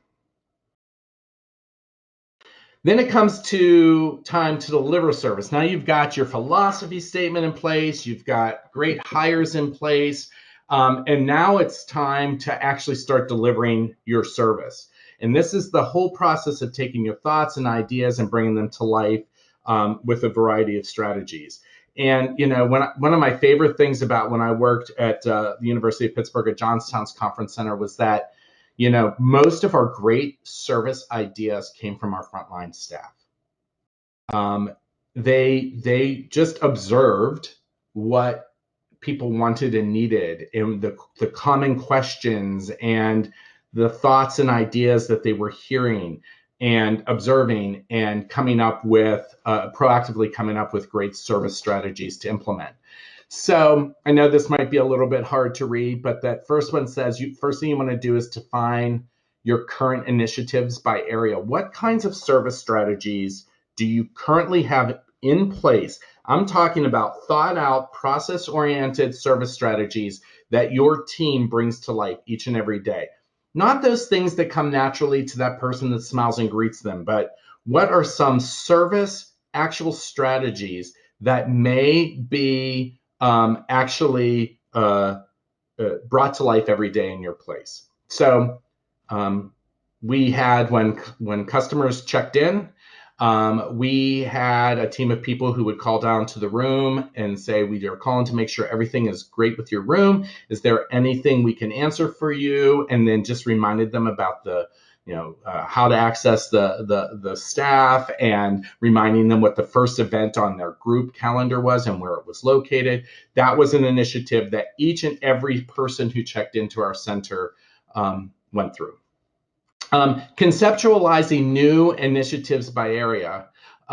I have a question here, and I'm going to go ahead because it just popped up on my screen. It says, do you apply the cross-training of the various departments during the onboarding phase? If so, does this impact overall labor costs? No.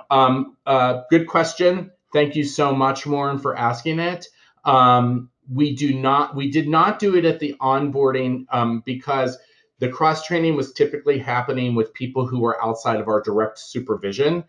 However, what we did do is we did have a training module in place, and we did make that available. Ours was actually a PowerPoint presentation that was recorded.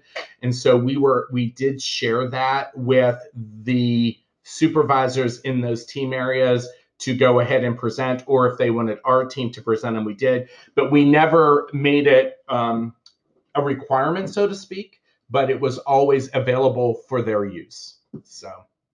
All right, next thing, so we were talking about conceptualizing new initiatives by area. And so, we'd have our front desk staff think about some initiatives specific to what they could do. We had our AV and tech staff think about some service-oriented things they can do. Our facilities team think about things they can do. And so we had this whole set of service strategies that we knew were to be implemented, and also gave us the ability to ask questions to see how we were doing with those things. Okay, so and then the third part is articulating and reaching consensus on what system-wide or conference center-wide strategies to implement may be. So, lots of ideas would come out, and we could not implement all of the ideas because you don't want to have so many service practices happening that you lose focus of them and you don't deliver any of them well. So you want to make sure that you have good ones in place that are mutually agreed upon by consensus within the group, and you implement them. You can always add, but you don't want to oversaturate the service experience with programmed service initiatives. Ours were always team made. And then we also had, incentives for our team. We rewarded people when they came up with the incentives, and then we trained everybody on how to carry out those incentives. And again, these became part of our evaluation, reward, and recognition program. Measuring success is the art of knowing how you are performing to ensure your quality. This is all about surveying. So what constitutes success, measuring success, articulating the results, making adjustments, and reevaluating. So, make sure you have survey systems that work. Whether it's some of the, a lot of places are now using the smile face ones that give short, quick responses to items that you want to know, and you can move those surveying stands around. So you can say, were you pleased with the food selection today during lunch? And people can click the smile face, what they want. And you can actually have a leading question after that for more information if you want, based upon their yes, no, or lack of an answer. But you also, when you're sending surveys out, you want to do some A/B testing with surveys for the subject line to make sure. So A/B testing is basically taking a sample group of people you're going to serve, or testing it with a group, a standardized group, and sending out the same survey, but with two different subject lines to see which ones get opened more and which ones get more of a response rate. You can do the same thing, A/B testing, with actual survey questions. Anytime you can send out a survey that's personalized. So Hi, Chuck. We're so glad you were with, we're so thankful you stayed with us for the Unique Venues Annual Members Conference on October 26th and 27th. We hope you come back to visit us soon. If you don't, we were asking that you take 5 minutes of time to provide us information that will help you when you return and other guests. So that's personalization. Instead of just sending out a survey saying, the such and such conference center wants to know what you think. So personalization helps. Customized open-ended questions are always good with communication boxes so that you can get a little bit more information. Translate the survey. This is something that Unique Venues, this is one of our pain points, is that we do everything in English, but we have Canadian clients. And so to me, I feel like we have an obligation to be able to send that out and have people choose between English and French, and also English and Spanish, because of the increasing number of people where English is a second language in this country and Spanish is first. So translating the survey or providing translation tools on the survey are always good. Always make sure you have a good mobile survey template so that it's easy to complete, because probably 45% or more of your people are going to engage with this survey, that engage with it are going to survey on a phone or a tablet. So you want to make sure your survey looks good mobile. Don't add too many questions. Keep it at about 4 or 5 questions, and make sure they're really good intentional questions that get to the bottom of what it is that you want to learn about. And and then, send from a real person. So when we want to hear from clients of Unique Venues, I wish it weren't like this because I get all the bounce backs and I field all the questions. But what we've learned is that if an email comes from chuck@uniquevenues.com, regardless of the topic, the response rate is enormous. So it really matters who it comes from. I'm not sure. I don't know if it's because it's come from me, or it's come from someone they're not familiar with, even though that person oversees the area. But because I'm the face of the company for most people, it makes a difference. So always think about who you're going to send from and consider the Anita effect. In other words, you don't want to send, I don't know if you ever go to websites and it's like, hi, my name's Anita and I'm here to help you. It's like, I bet your name's not Anita. I bet you Anita doesn't exist. That kind of thing. So real people make a difference. The whole next one I can't even go into. It's way too detailed. But make sure you send from a dedicated IP address, and always clean your email list on a regular basis for your surveys.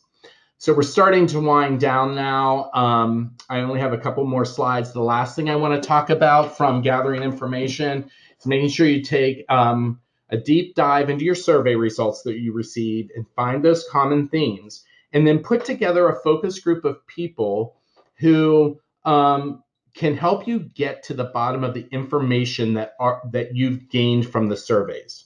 Here's a perfect costly example. Again, I worked at a university, and because our residential component, which was 400 beds, they were all private rooms with private baths, but during the academic year, they were used by students. So because of that, while they were oversized beds, the mattresses were, let's just say, easy to clean, sanitation, kind of disinfecting kind of things. So they had like this, they kind of crunched if you moved on them. And that was a common theme. People would say the mattresses are loud. They didn't say they were uncomfortable. They said they were loud. And it was a recurring theme over and over and over again. Because we took that information, we ended up donating all 400 mattresses to a homeless shelter in Philadelphia and bought new mattresses. Sometimes when it comes, we had food focus groups. We brought focus groups in to try all of our new menu items and tell us what they thought and help us to determine what would be the new menu items, so that it was customer driven information. But anytime you have a focus group, the thing that you want to do is make sure that those focus groups are conducted by a third party, because people will feel more at ease having someone from the outside asking the questions without you or your staff inside. Okay. So that is the information that I was able to provide you with today in this short time. Like I said, we could break down each one of these areas into, an hour of its own to go through. But I just want to share with you that the most important thing is that good customer service comes from the top. It's not the responsibility of someone to just be really friendly and good and conscientious and intuitive as an individual. It's the responsibility of your conference center to be intuitive, to be focused on the customer, and to be developing programs and performance guidelines that help you to achieve success. Chuck Salem. Nancy Lindemer.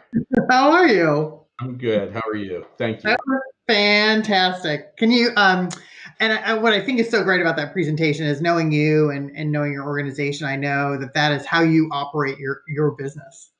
Can you tell our gang a little bit about what you think the biggest impacts have been for you and your organization as you implement those strategies and ideas?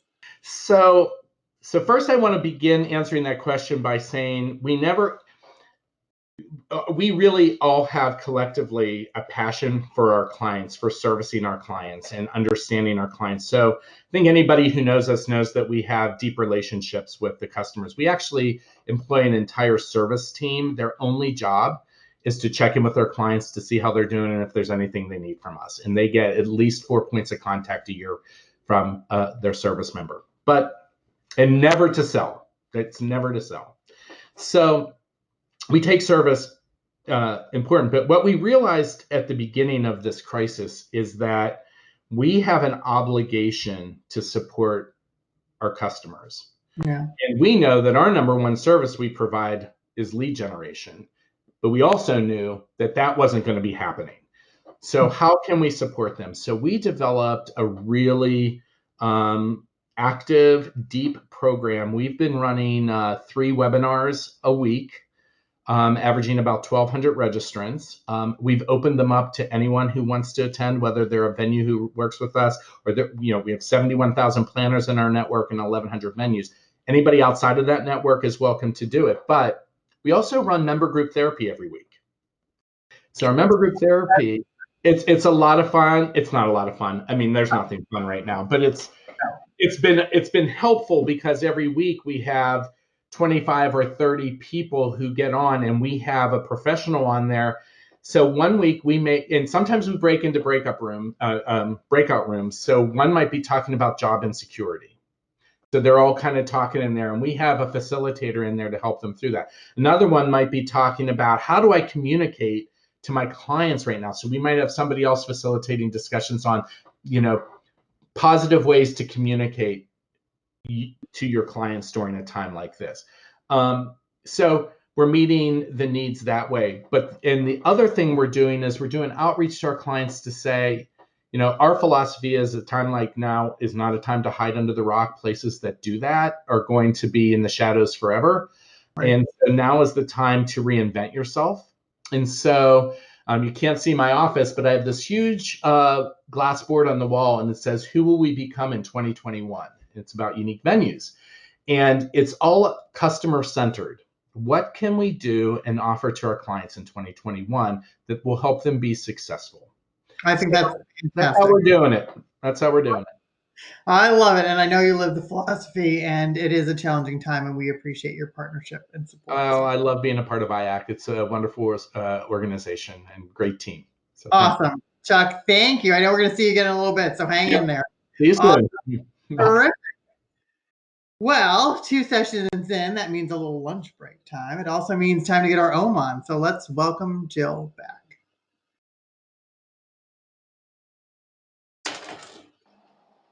Greetings, IACC Global Community. My name is Jill, and I'm currently the Director of Finance at the Hyatt Rizzo Center in Chapel Hill, North Carolina. I wanted to remind everyone today that not only do our bodies like to move, but they really need to move.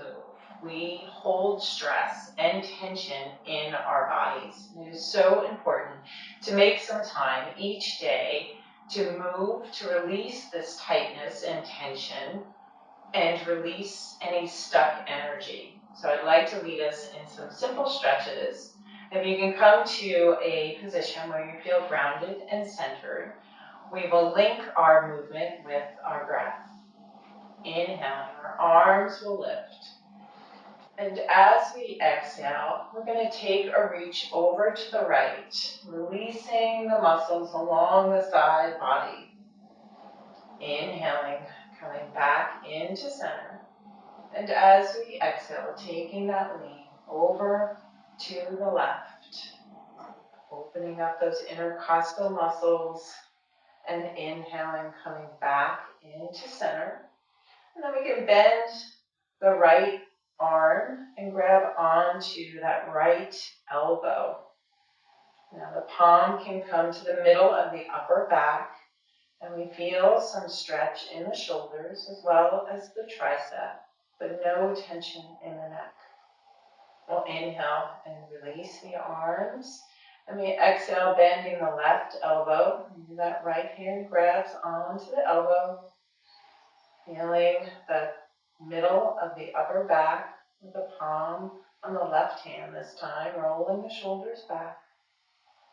And we can release that. Inhale, arms reaching. And as we exhale, interlacing the fingers behind the back, drawing the knuckles down and the shoulders open, opening up the chest. And as we exhale, if it's comfortable, you can hinge at the hips and just start to fold forward, going to where it feels comfortable for you. And as we exhale, releasing the bind and inhaling to rise again. And exhale, hands to heart center. I'm going to lead us through some basic sun salutations here. And again, we're going to be moving with our breath. Inhaling, arms reach overhead. And as we exhale, folding forward, taking our time, releasing, no stress in the neck, maybe shaking the head yes and no. We can grab for opposite elbows, maybe and sway from side to side. Releasing the hands, and let the next inhale, we're going to lift and lengthen the spine, coming into a half fold. Maybe the hands come to the shins. And we'll exhale, releasing again. Maybe taking a slight bend in the knees. We'll inhale to rise, circling the arms. And exhaling, hands to heart center. We're going to repeat that 2 more times, moving with our breath. So you know where you're going, and let it become a moving meditation. Inhaling, arms lift. Exhaling, forward fold. Inhaling, lifting and lengthening.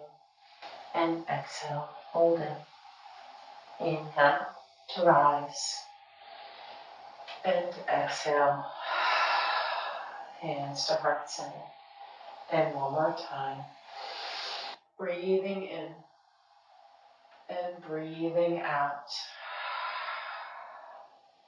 Breathing in and breathing out. Inhale. As we rise and exhaling, hands to heart. You can pause here, closing the eyes and checking in. Bringing all the awareness to your physical body.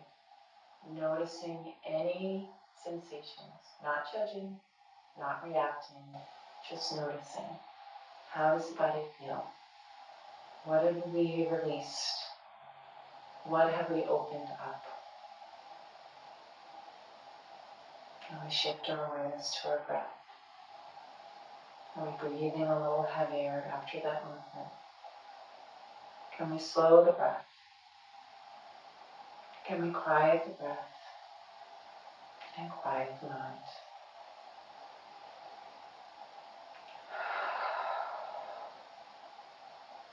Encourage you to take some time each day to find the peace within. We find our peaceful, calm center. The more peace that we have within us, the more peace we have to reflect out onto others. The more peace we share, the more peace there will be in our troubled world.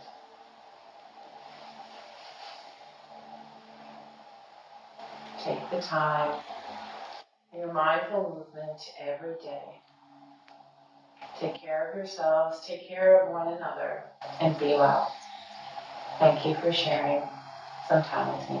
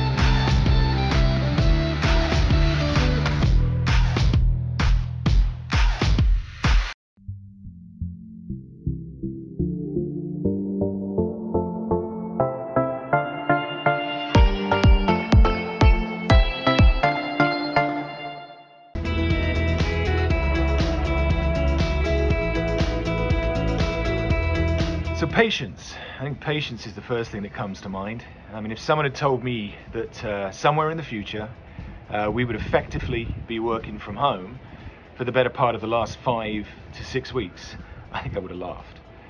I hate working from home.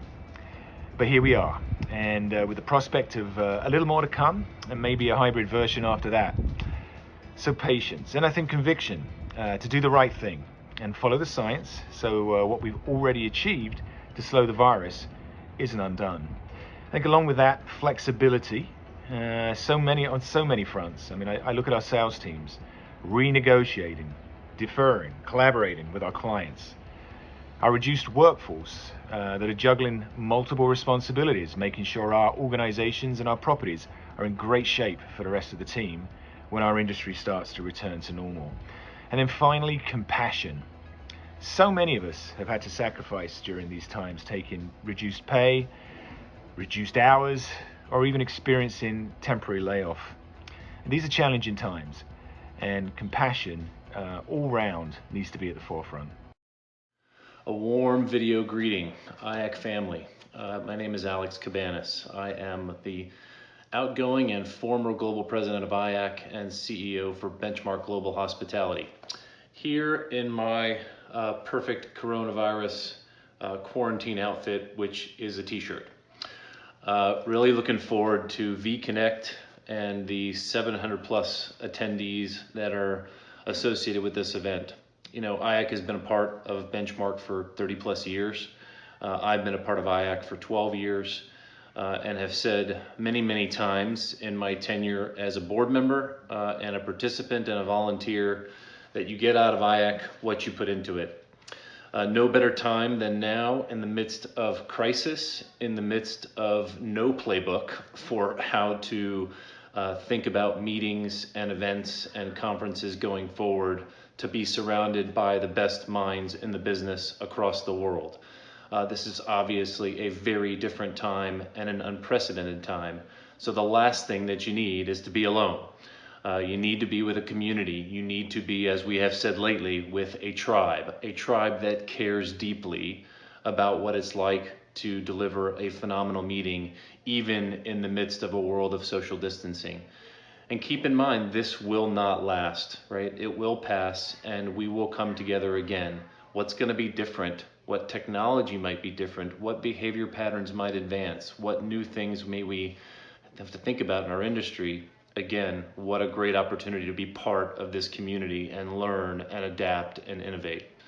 So excited to have you all as a part of it. Looking forward to participating in the sessions. I love this community, love this organization, and glad that you're all a part of it. Enjoy vConnect. Thanks.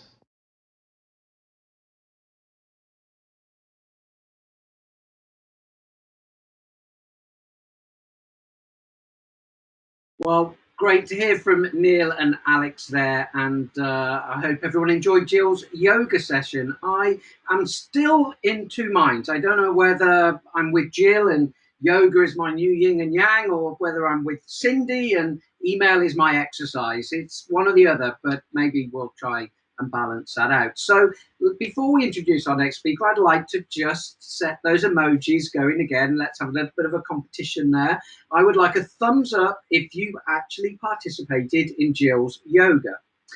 And if you didn't, if you chose instead to go with the pizza, the burger, the fries, the coffee, or something else that's equally bad, let's have a thumbs down. Oh, we've got some badly behaved people there.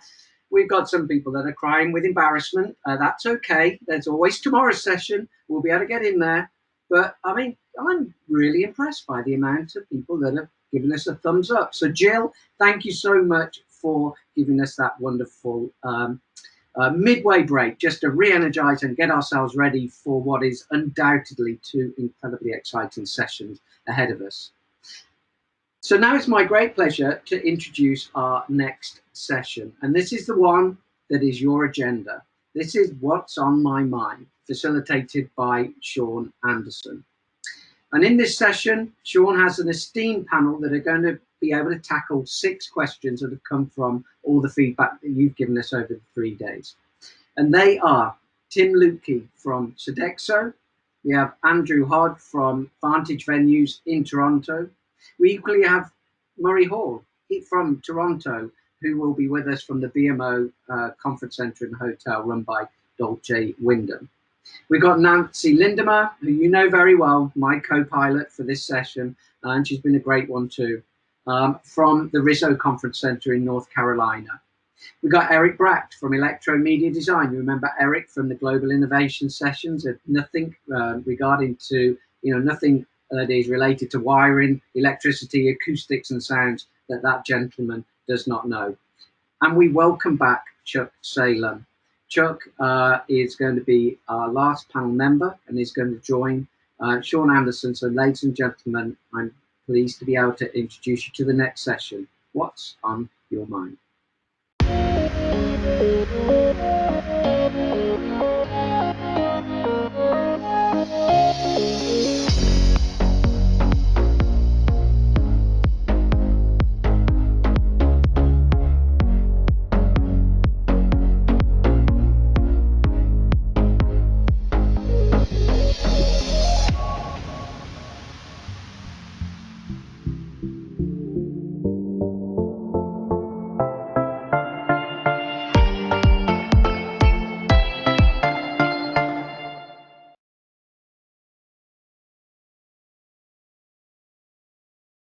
Well, hello, everyone.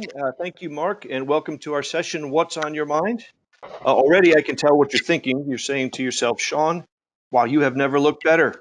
Here's a quick backstory. If you attended the opening day sessions, you heard mention of all the wonderful miles I've traveled with Mark Cooper. I'm not going to lie. Occasionally, I inquire about a stunt double, maybe to buy myself a couple hours of time on the beach. And for whatever reason, we can't usually make that happen. So instead, Mark will offer up some serious encouragement. He'll say something like, oh, you don't require a stunt double, Sean. You just need some makeup or some other form of inspiration. Well, today, through the gift of technology, I have solved it myself. So I welcome you to today's global session today's session, Global Bring Your Pet to Work. So let's get started. Anyway, up front, just want to let you know this session is going to move very quickly. We've got a list of your questions that were submitted through chat or offline. And the concept is this: if we were live and in person, we would allocate a time slot to an open forum or a fishbowl where we'd schedule time together to learn what's top of mind and work together towards solutions. So this is a similar concept. We've gathered your questions. We've got a terrific panel, and we're going to bring those panelists in one by one and pose a specific question and kind of learn their thoughts. Now, given the time constraints, we won't have an opportunity for a great deal of back and forth on these, but that's where you come in. As attendees, you're all familiar with the various emojis that you've used throughout the sessions. What I'm going to ask is to help you keep things moving by using those emojis. Once you've gotten a good feel for a response and you think the panelist has done a great job, you go ahead and vote with your applause or your thumbs up, which will give us the signal to move on to the next question. So let's give this a quick try now. Question, well, let's do this as an intro, right? Yeah, we'll give it a quick try. So show up, thumbs and applause if you're ready to move on to question number 1. All right, it looks like everybody's playing along well. Thank you in advance because we're going to need your help. Here it goes. This one, can we bring up Andrew and Creston? You, Andrew, there you are. Hey, Jill. Hey. So, okay, here's a question that comes in off the top. So people are asking, after yesterday's beer for breakfast session, how are Andrew and Creston holding up? So kudos to you guys you really did a great job finding a fun way to get us started yesterday and recognize the ambassadors. But you obviously have generated a lot of interest because there are also follow-up questions beyond your personal well-being. People are asking, maybe I'll pose one of these to each of you. Can you remind us how to get signed up? Because it sure looks fun, and how do we get involved? And then the second is, in light of current conditions, what's in the works for your various regional groups? Love the chalkboard. Sure. But Sure. whoever, you guys can decide who wants to field one of those. Sure. So let me start with what we have coming up. A little known fact, actually, let me tell you, Sean, is that in Canada, you can only buy Molson Canadian 24 at a time. It's actually illegal to buy a single Molson Canadian. So I'm still having one here to my home region in Canada as I try and get through all of them. So yeah, we don't have a roundtable set up just yet. Like basically, we wanted to get through vConnect. And that's job 1 after the conference. So our ambassadors will be heading home, and that's really their first order of business. We'll be putting together their own roundtable for the region.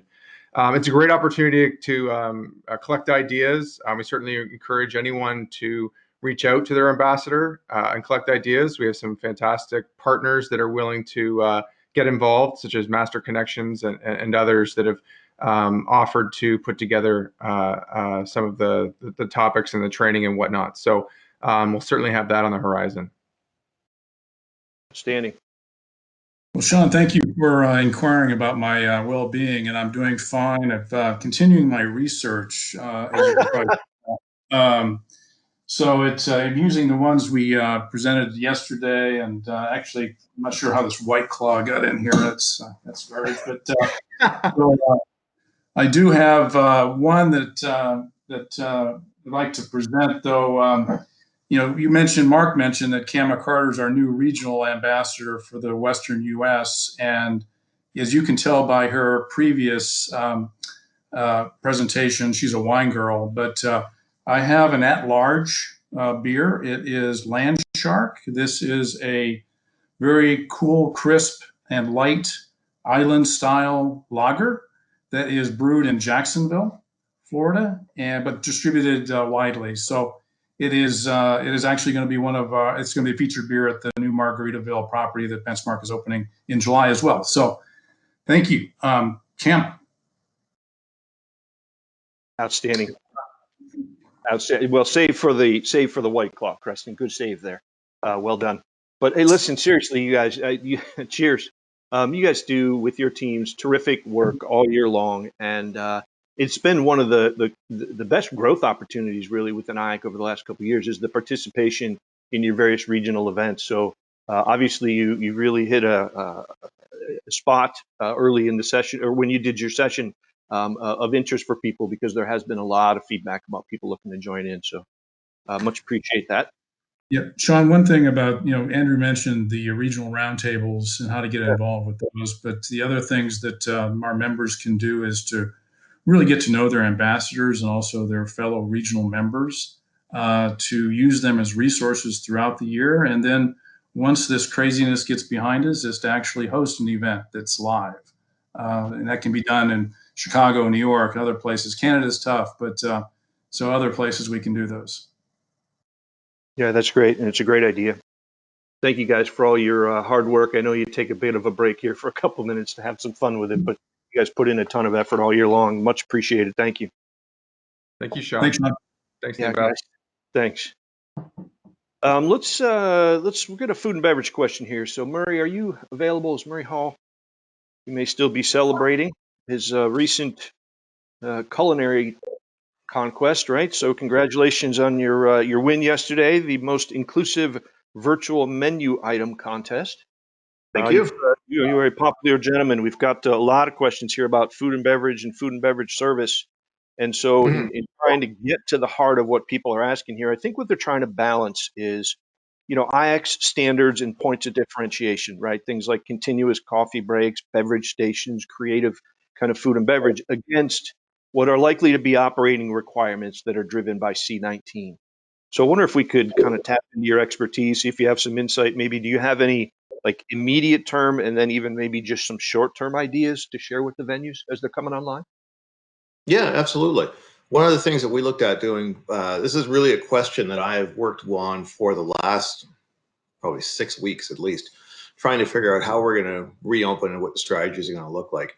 I have sent Mark Cooper a lot of more detailed information about this question because we could really probably take about an hour here to do that. But so I know Mark's going to link in at the end of the session with some links to more details about what I'm going to touch on. So the first one we looked at was, first part of the question was centralized breaks. Centralized breaks, buffets, really are looking at probably a thing of the past for the next little while.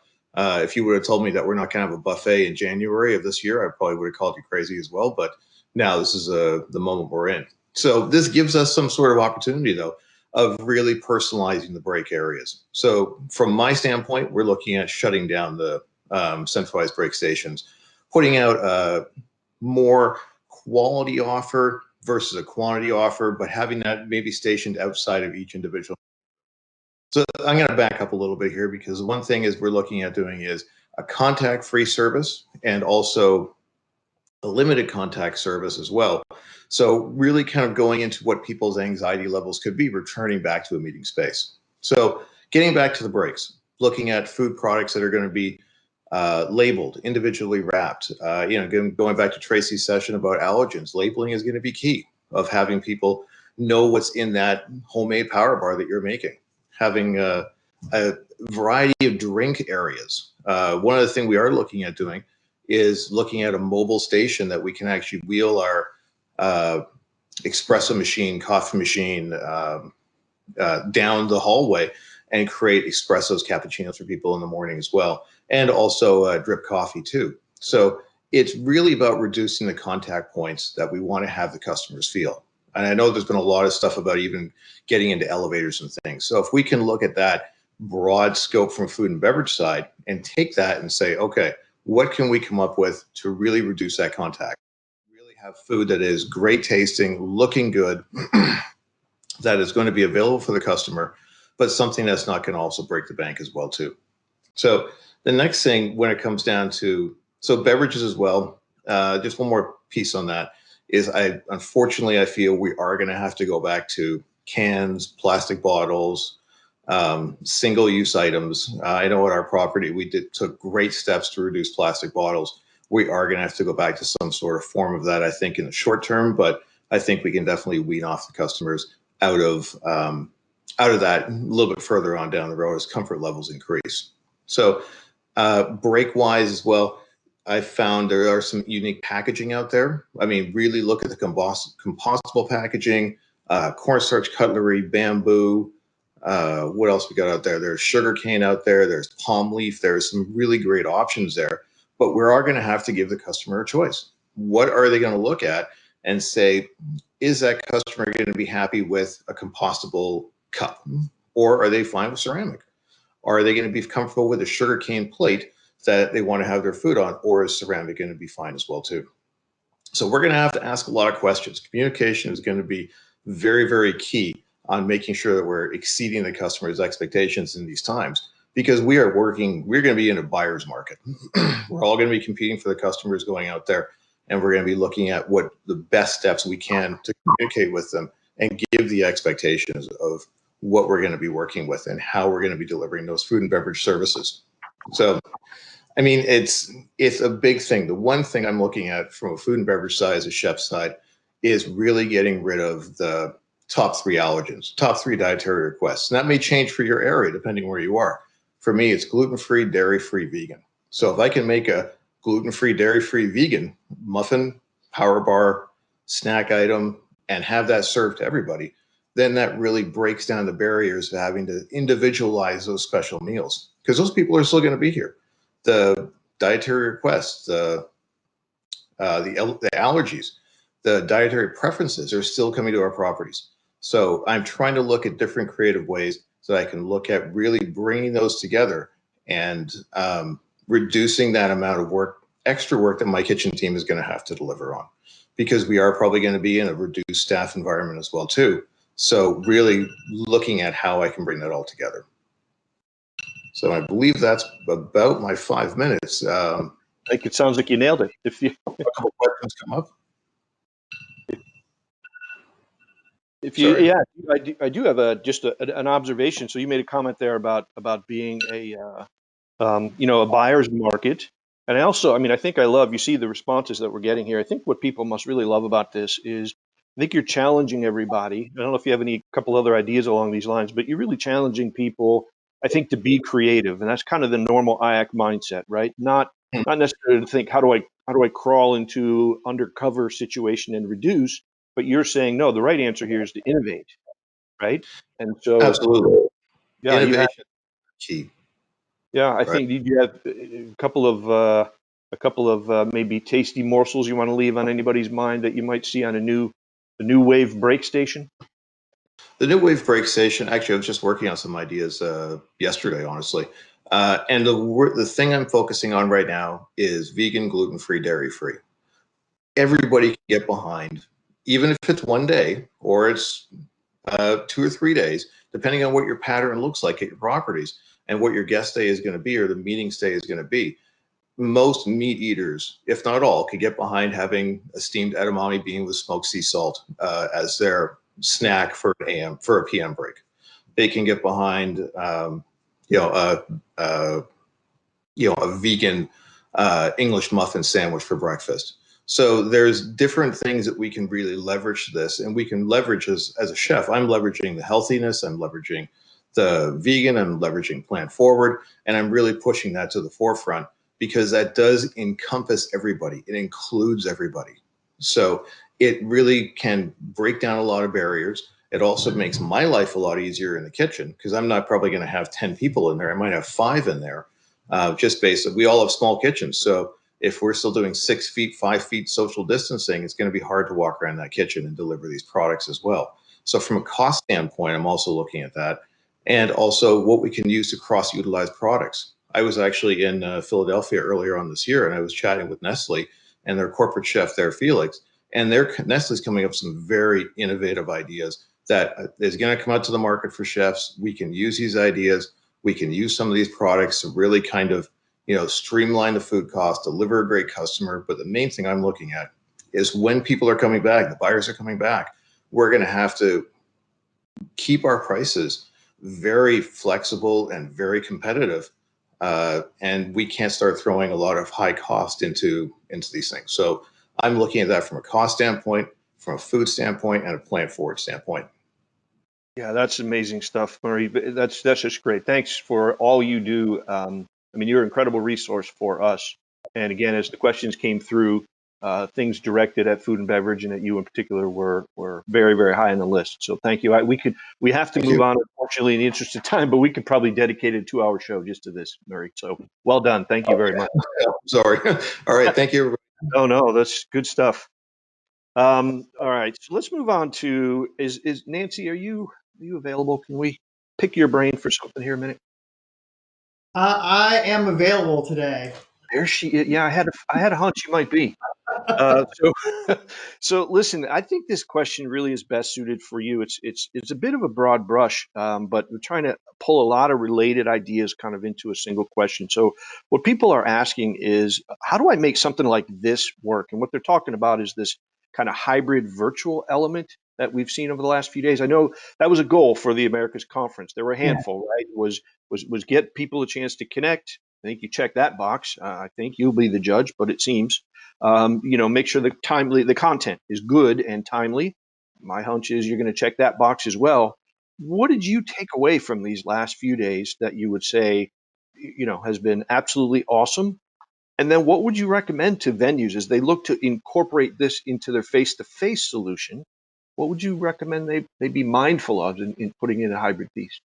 Yeah, well, for our particular situation here, I would be remiss. Oh my gosh, you can see my light in my glasses. I didn't realize that. That's weird. Anyway, for this particular situation, I'd be remiss without talking first off about our planning committee, because the reality of being able to pull this off has 1,000% to do with their ability to pivot, and the Sodexo conferencing team and being able to pull together the production. It's daunting, no lie. I mean, honestly, as IAC, we are the top of the bringing people together market, right? I mean, our goal and our intention is to be the top 1% of meeting venues globally. So it is an interesting and an amazing challenge to be able to pull something like this together. And obviously our sponsors have been a big reason that we've been able to do this. Now, how do you apply that into our day-to-day world and to our clients and customers that we're going to be working with going forward? And I think really it opens up a ton of opportunity for us, and that kind of shifts the thinking, right? A couple things to assess at the property level is looking at your technology capabilities. And we've got an awesome tool on the IAC website where you can assess your bandwidth, et cetera, and work with your IT teams to know what's possible in your buildings and communicating that then with your clients. And then figuring out to what depth you want to provide production services. Again, we've got an awesome opportunity here with the Sodexo team, and there are many others out there. But what do you want to be able to provide for your clients? I think a couple of the biggest challenges were really looking at engagement and timing. And timing, obviously, in this situation, because we, as a global organization, wanted to bring in as many of our global members as possible. So we had to be conscious of timing. Days and nights, and being able to bring in Europe and Australia, Asia Pacific. Engagement, this platform is fantastic and gives us tons of different ways to communicate with each other between the emojis, which I love so much, and the attendee chats, behind the scenes, what most people don't see, we've got a presenter chat, so we're able to communicate what's going on, like your session's almost done, or this is happening, just keep rolling. And that is tremendously helpful. But honestly, I'm sitting here in the office in my home. It's flat. And we miss that communication and that interaction that we have so much with each other. I miss your smiling faces. I miss seeing people. I miss talking and catching up and having those real life conversations that just don't happen. So engagement, while we're using the technology elements of a really cool platform to do it, it is still a little, in my opinion, lackluster.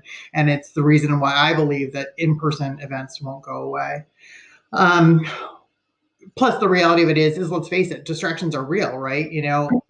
I'm babysitting my nephew puppy, and he's walking around, and my partner is working from home, and people are homeschooling kids, and then trying to work in that work thing. So distractions are very real as well. Earlier this week, somebody had suggested about doing in-person meetings where you would have half the whole group in your property, but half the group could be in the live meeting in the meeting room in the day, that other half in their guest rooms participating in a remote setting, and then flip-flop in the afternoon. And then you'd still have opportunities to build in social and networking in a socially distanced and respectful way. And I loved that. And I think the challenge for all of us going forward is going to be, how do we blend our in-person properties and those in-person elements with a remote element that still feels robust and interactive and still achieves all those goals around education and interaction. Yeah, Nancy, that's fantastic. I have to, hats off to you because I have some insight as to how difficult pulling all this piece together was, and you make it look simple compared to how difficult the challenges really Oh, are. I'm So, just a talking head. It is a ton of other people behind the scenes that make it look seamless. Thank you for saying that, but that really goes to the planning committee and the production team and Mr. Cooper for keeping me in track. But it's super fun to do. But again, the human element is really missing for me. I miss you all. I miss you all. we miss you too, Nancy, although we can feel your enthusiasm for sure. You touched on in your response there a piece about kind of AV and technology. So I'm going to bring in, I think Eric and Tim. You have a Tim. I know we saw in the video yesterday. You've been pretty busy, so much so you didn't even notice your money and your Twizzlers walking out the door. But are you and Eric available just for a second? You can support kind of some of the ideas that Nancy was sharing because there were a lot of questions about that, creating a hybrid environment and the technology side of it. I wonder if again, we could spend 2 hours just on this, but in the interest of time, I guess I have to just narrow it to maybe one idea from each of you, if you can. Is it possible to create something like this at a property level? And if so, how do you answer the question that people scream first and loudest? And that is, where do I start? Yeah, so if you think about the trajectory of where we're going in the next year, right? Microsoft basically canceled all their in-person meetings over till fiscal year 2021 through June of next year. So if we see these big tech companies and companies saying we're not going to do a lot of face-to-face until June of next year, how can we pivot when all of these invitations and conferences are going virtual only, or at least a hybrid approach? And so what does this mean for you guys really sitting on the other end of this virtual connection? I think, I'm with Nancy. I'm a big Brene Brown fan. Human connection is what brings us together. But we really just need to think about what can we do to come up with multiple contingency plans that will be flushed out with a budget and have a defined trigger point when you build in technology and food and all of these aspects. And almost if plan A doesn't work, you roll into plan B, plan C. And so to really be ready with these hybrid events. And then on the venue side, you just need the flexibility to really work with those planners and companies to capture their business, to make sure that they're that you're keeping their loyalty and their business down the road if a year from now this phase ends, and you can still come up with an innovative solution such as hybrid events. So likely we're going to see smaller to mid-sized meetings in the year ahead, and that's really IAC's wheelhouse. That's what we're set up for. And so how can we really capture that? So practically, how do you really bring in a digital strategy? It really is strategy before technology, vision before resources, business objectives before content. And so you really have to line that up with the strategy first before you really put in anything else such as people, resources, or technology, because the rest of that will come into line once you come up with your strategy and your business objectives for it. And then really consider what the digital experience really has to offer. If you think about some of the key valuable takeaways, such as engagement, right? Every 2 minutes, if you click on your mouse, those are awesome ROI metrics that we can then capture that maybe you won't get in a face-to-face meeting. And then second, sustainability. There's always a cost benefit analysis on carbon footprint. Third is really telling your story digitally, really leading with empathy in your digital storytelling. And then lastly is really the current consumer. They want to have the flexibility to join when they want. They want to go hug their kids and their dogs when they have a break and intermission. So I thought we'd just take a quick poll right now. Thumbs up if you're dressed, that if you went out into the world that you would not be embarrassed by your boss or colleagues, and thumbs down if you feel like you're not dressed appropriately to get out in public. So let's just see where we're at here. So yeah, it's coming in about half and half. So half of you would be embarrassed at this point. So if you think about the current consumer and the younger generation, you're really thinking about what they want. They want that flexibility and the ability to have the freedom to dress casually. So really thinking about what to do for really coming up with a strategy, and Eric will talk on that a little bit more practically of the differentiation between these things. And so just, start small, listen to your customer, and in turn, they have to listen to their audiences. And if anything, vConnect painted a picture how we as industry professionals can pivot and confidently lead us into the digital world. It's really not so scary. Eric, I'll take it over to you. Fantastic. Good stuff. Eric, I hope you voted thumbs up for yourself. Looking good. Okay. Thanks for carrying the rest of us. Thankfully, I'm sitting down. All right. Did you have something you want to add in there? Yeah. Sure. Yeah. I mean, Tim brings up a great point. Strategy before how are you going to do it before you try to just jump in there and do it?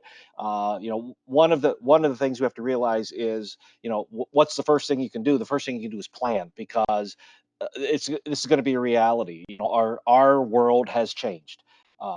This, especially for this first year when we come back, those small and mid-sized meetings that we do so well are going to be the first thing that comes back. Those giant ballroom events and pharmaceutical launches, those are going to have to wait. But we have to realize that there's going to be some type of remote participation in just about everything we pull off for at least the rest of the year. We've got to kind of identify what that looks like and what our options are, and either identify who on our team can do that, or find a resource outside of the team that can be pulled in to help identify. We've all experienced the Zoom meeting now, or the GoToMeeting and the WebEx, and we know that if we have a boardroom where there's supposed to be a 12-person meeting and 6 of them have to come in remotely, those kind of platforms handle that really well. But now we're on a meeting where every one of us is someplace different. So this type of platform is great for those. But what we're going to have to do is find that medium where we can still have that on-site participation, as well as bring in the people and allow them to actually participate in the meeting as opposed to just watching. There's got to be some evaluation of how that looks and what kind of resources are needed in order to bring something like that. Zoom is point to point, and you don't have to have a lot of technology folks behind that. Whereas something like this, we've got the EXO team really handling this production and managing things and bringing people out and in. So you've got to take a look at your team and your resources and figure out, do we have the people to pull that off? Because we need to be able to speak with our guests and our customers realistically about what we can and can't do. Nancy brought up a great point about, making sure that you have the technology capability and the bandwidth to be able to support this kind of thing, and using the tools that are available on the IAC website. But we need to build some more tools that tell people, okay, here's some resources for this type of thing, and here's some resources for that type of thing, and provide some type of checklist, as to, here are the tools, technology tools from a equipment standpoint on, obviously you have to have some type of camera and sound and lighting so that that the remote participants really feel like they're included in some way to bring them in. We've spent so much time thinking about our environment for the people who are there.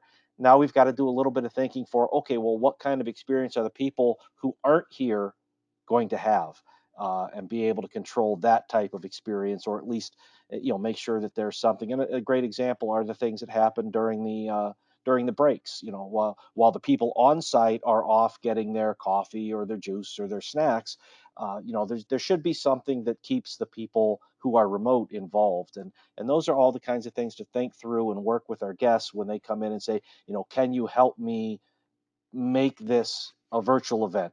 Those are what they need, and that's really going to be what they're depending on us to provide. Yeah, that is great advice, and some insight as to what it takes to begin to fold some sort of a hybrid element into your live and in-person solution. We're really grateful to have you guys as resources, and everybody that helps you on your teams. When you look, this is not just an IAC thing. I mean, this was a very popular question on the back channels and in chat, and just questions direct to us. And I think if you look even just outside our environment, there's a lot of buzz about this. How do you introduce kind of a hybrid component? And I think with people like you helping us as a resource, honest, there's a lot out there who are going to be, the little engine that could, and they're going to try, and they're going to make a cut at it. I think when all is said and done, you can look back, and IAC's going to be the people who actually made it happen. And this was a great example of that, which you helped people through the last few days to get a taste for it. And I think you two and, and the rest of your team should be ready for more to come, because there is a lot of questions out there about this. So great job, and thank you. Thank you. Thanks. Of course. So can I let me do this. We're going to handle this next question a little differently, just in the interest of time. Chuck Salem, are you out there and available? I am. Are you? So I think what I want to do is, this next question was by far and away, this was the most asked question. What happened when we received these was this question, it's about force majeure. And then, so everybody who submitted a question said, yeah, questions about force majeure. And then they had a handful of other questions, but this one almost appeared on every single one. And I think I might want to split this kind of response in half. So I'm going to tee up the first part of it. And then what I'm going to do is ask you, I think you have some planner perspective on force majeure. You can weigh in. Am I right? Yeah.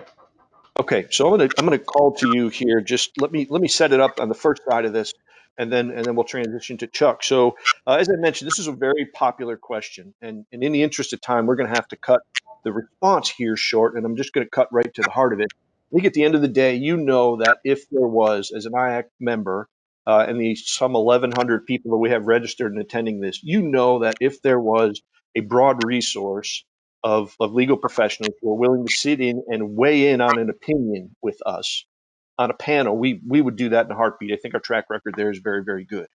There's a big difference between getting a one-on-one discussion with an attorney who will weigh in on an opinion in a specific situation versus a broad brush. This is a topic where people tend to shy away from broad brush solutions just because of where we sit now. And so I did have some luck with a lead industry attorney yesterday in the meetings industry, and I'm gonna take this question myself and try to help answer. And I can summarize the discussion and some of the inputs that we had yesterday from an operator and a venue perspective. And then Chuck, I'm going to come to you for some planner input. So in short, we kind of broke the conversation down into three places. So number one being where are we now? And so where we sit now, there's an awful lot of confusion, right? There's an awful lot of debate. Is it really force majeure? Is that the appropriate clause to talk about? Is it cancellation? Has the activity actually been deemed illegal by government definition? That's what's swirling around today. And we're not going to solve that today, but that explains why this is such a hot topic. And another reason that we're also here is because force majeure is not necessarily a mature concept or a mature clause, at least not in the States. And so that's kind of where we are now. How did we get here? There is some significant debate about the predictability of this event or an event like this. One party will argue nothing like this has ever happened again. We need to cancel and just kind of walk away. The other party will argue, well, I think you're overlooking major issues like SARS or Ebola or Zika, and you're trying to maybe enforce force majeure where it doesn't really apply. And therein lies that debate that never seems to end right now. Also, other issues about how we got here today.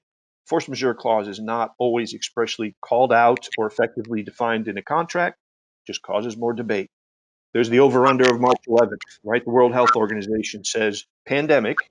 So in some ways, nothing like this has ever happened, but we have to be careful because the burden of proof is on the party trying to invoke the clause.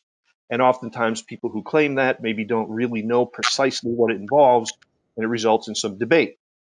And so I did get to some good kind of what next answers in this conversation and some takeaways that I think would be helpful. So first of all, don't expect there to be any boilerplate. There is no perfect on how we're going to move forward. People often ask about this, FM clause, and what they mean is, hey, can you just hand me the easy button? I just need this to go away. And that easy button does not exist. It is going to be a venue by venue and a company by company discussion. So that is what you need to expect going forward. Secondly, it is not likely to remain the same in the near future for a couple of reasons. One, it's not a mature concept, needs to work its way through the court systems, and then expect it to change every 2 or 6 months or 12 months, considering how rapidly we move. So consult your counsel, craft the right language, and assume that it will be stale in 6 months to revisit. Another takeaway suggested was considering a cancellation clause with some identified amount of liability if the event can't go forward because of a government regulation. That's an important differentiation between saying it's not legal. If the action isn't legal, then it's not enforceable by contract. But government regulations become debatable, so upfront work to remove that burden. And a couple of other ideas that he had was, people do not have the ability to declare their own travel force majeure. And that's kind of what started happening early on here. But what you can do is consider a partial performance clause. The feedback we got was we don't see enough of these. And that would be able to accommodate, for example, cancellation of a significant portion of attendees who maybe were scheduled to attend and aren't available due to some state lockdown. And so consider partial performance clause. There's several other explanations, but I want to get to you, Chuck, pretty quickly. So at the end of the day, he said that where we sit and the feedback we're getting across the board is that how we move forward on this is likely to be a bit unprecedented. So get into it with the idea of being flexible on both sides, work together to allocate risk up front. Don't leave it to the end. So, for example, two big things we walked away with is, for example, consider including a clause that says if this event is canceled for any reason other than being deemed illegal, there will be a 10 or 20% cancellation fee or whatever that number is. The idea is have the discussion up front so that even if the event goes away totally for whatever reason, there's an understanding that there's been an investment of people and money and there's an expectation to get compensated for that. We would avoid a lot of the conversations that are going on today. And then also consider upfront maybe to include conditions where you would offer changes and how far out you're willing, like date changes or anything that you would look to mutually, how far out will you look to find mutually agreeable dates? Today, we use that as a reaction to a problem instead of maybe putting that into the agreement up front, and again, causes debate. So that was the feedback we got from the legal side. Chuck, I think you've got some good data from the meeting planner community that also would be valuable to hear. Can we check in with that for a little bit? Sure. So we've been polling meeting and event planners in each and every one of our webinars where they've been in attendance. And some of the questions have had to do with concerns about contract and contracting for meetings and events and force majeure specifically.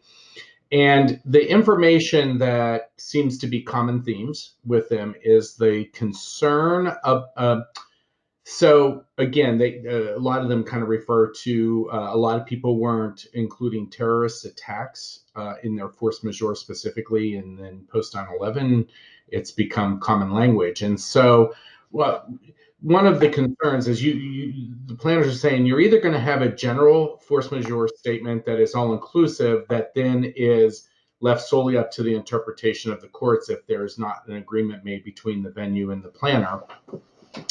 Or the other fear is that when we start to list specific examples of force majeure, somebody said this in the last session or earlier, who would have ever thought that we'd be in this position right now? That, we sit there and think, what if this happens? What if this happens? But I can tell you, I never imagined, and neither of these planners that we asked imagined that we would be in a pandemic.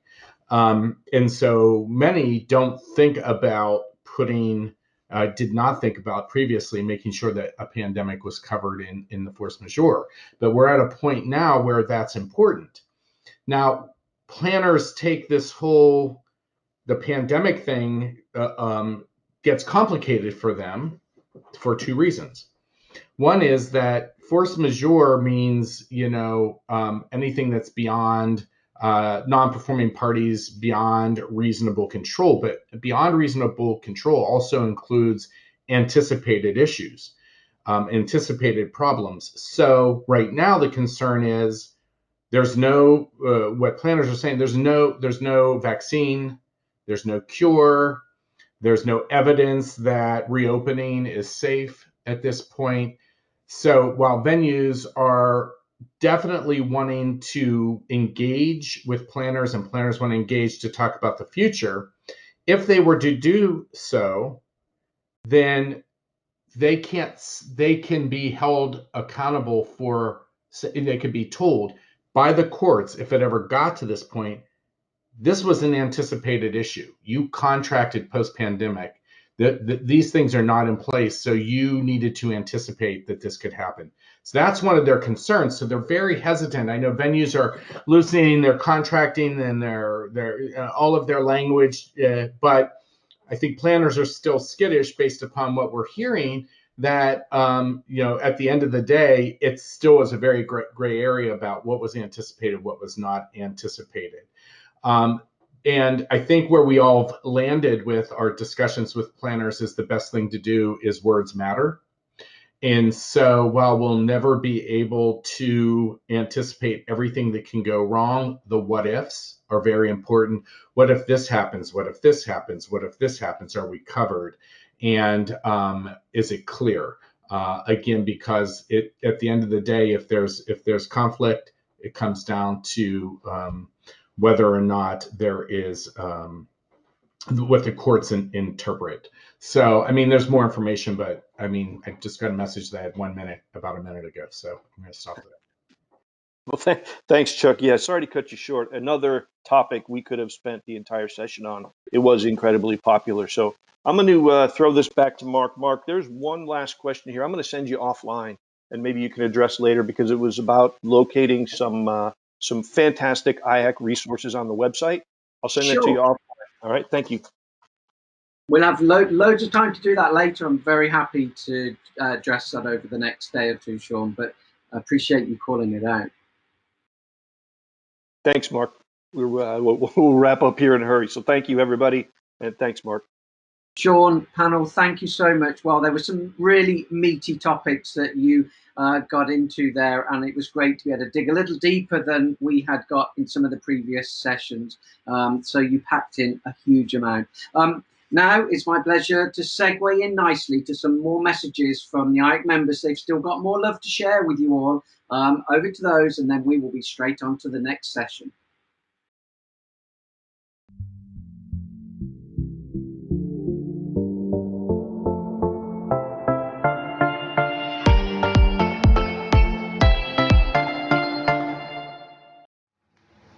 Hi, this is Paul Bartlett from Warwick Conferences. Can I start by thanking IACC for all the support they've offered the industry over the last number of weeks.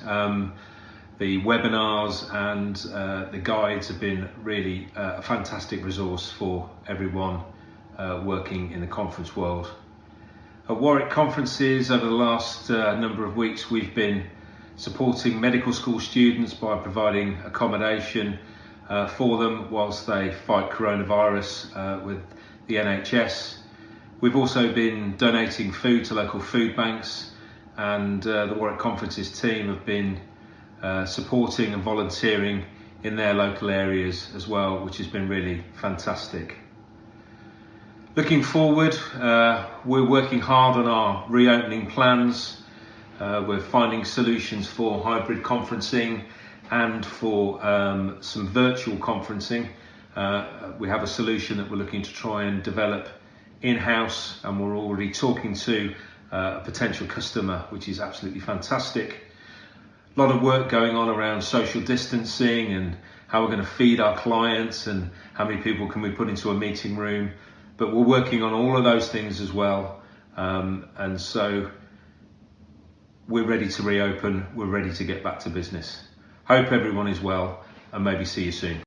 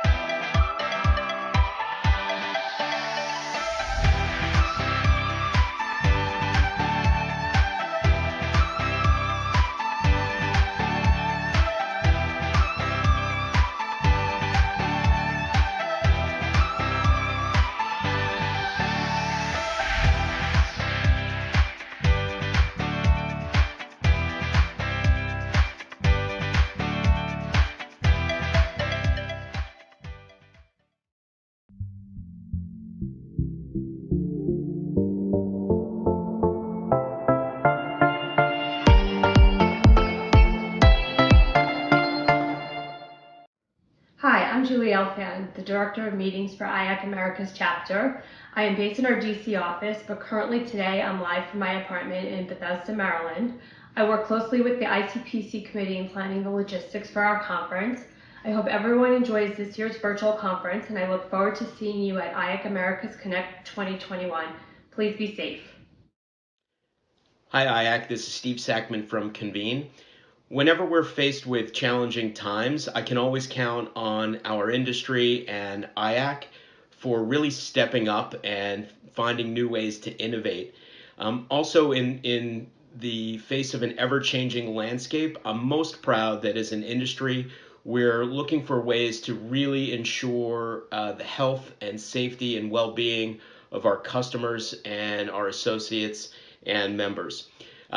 Thanks, IAC, for everything that you do, and so glad that you've moved forward with the conference virtually, and looking forward to seeing everyone at next year's conference in person.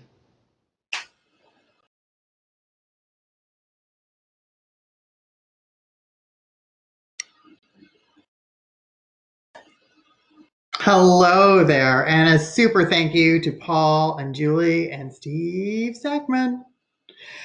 We're going to move on to our next session today, and IAC and MPI have been long-term strategic partners, bringing together the top 1% of meeting venues globally and the meeting planning community.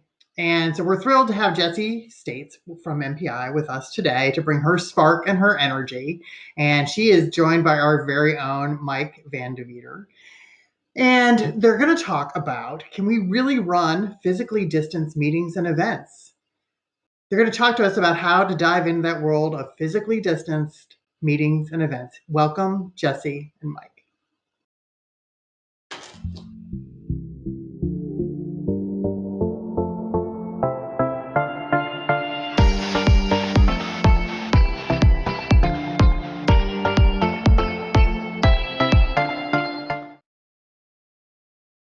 Well, good afternoon, everyone. Hello. Good afternoon.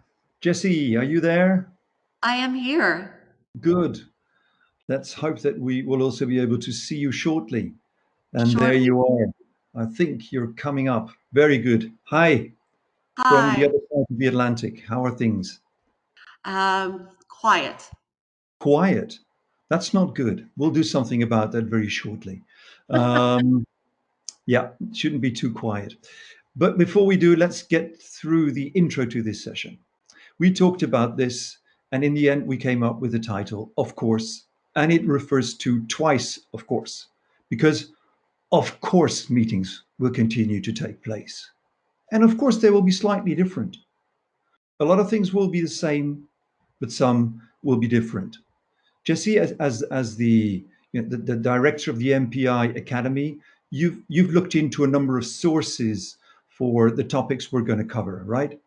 Events Industry Council, MPI's own knowledge base. What other sources have you used? In the creation of the content for today, I've based it on a lot of the guidelines that we're seeing coming out in the industry right now. PSAV, our wonderful partners at PSAV, just released today their Meet Safe playbook. And so if you haven't had the opportunity to take a look at that yet, it goes over some room diagrams, for example, some ways that you can put people together into spaces, traffic, ingress and egress through those rooms, things like that. The Event Safety Alliance in Canada is another great resource. They have a 40-page set of guidelines that they've put out relative to mid-sized and large-sized gatherings. Some of the other resources out there that everyone is already aware of course, the WIN guidelines that came out quite early within the space earlier in April. All of these are resources that are available in the marketplace right now so that you can begin to imagine what events look like when we finally come back. Right, right. For you personally, what has been a big change as a result of all of the pandemonium rather than just pandemic that we've had? I think what I've come to realize is really the power of community. When we hosted our Global Meetings Industry Day virtual event, which last year had 450 people and this year had almost 12,000 attend, you begin to see why we come together to meet. the way, didn't you? I'm sorry? Breaking a record, by the way. Yes, the one of the events that was held during Global Meetings Industry Day did go for that World Book record. But what we're seeing is the need for meeting, and when we don't have the opportunity to come together in person, we realize even more the importance of what it means to come together. And so as we come out of this, I think, everyone's asking, do we still need to meet in person? We can meet virtually.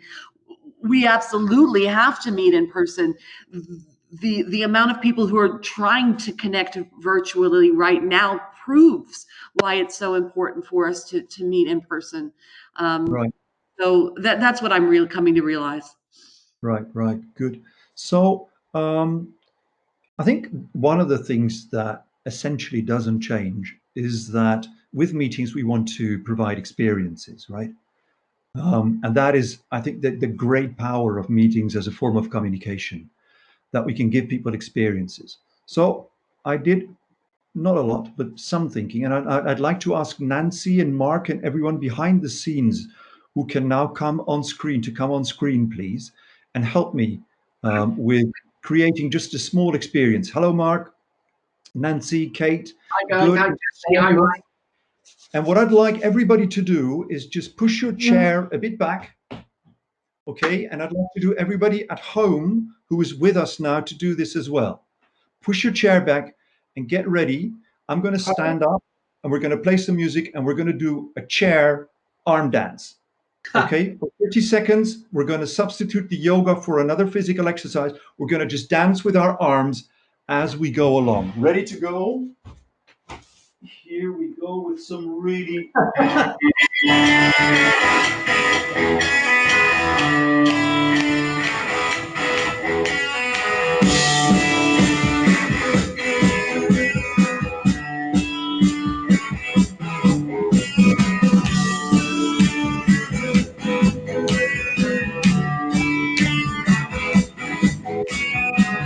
You can do air guitar as well. I don't know the words.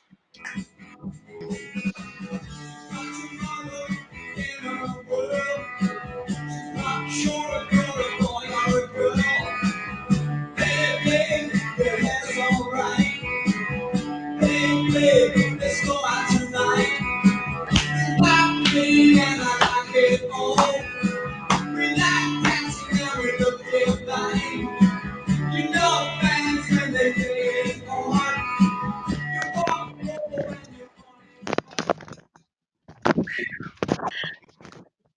Big finish. Okay, everyone. Thank you. High five. Excellent. Thank you very much. Well, it's been a long day behind the screen. So I thought we merited some movement there. You okay, Jesse? I'm good. Good. You can still hear me? Yes. Excellent. Okay, good. Because the music was so loud, maybe something happened to the audio. Just wanted to make sure. Okay, good. Now, in this session, what are we going to do? Jesse has prepared, on the basis of those sources, input on what is going to change about how are going to do meetings in a world of physical distancing.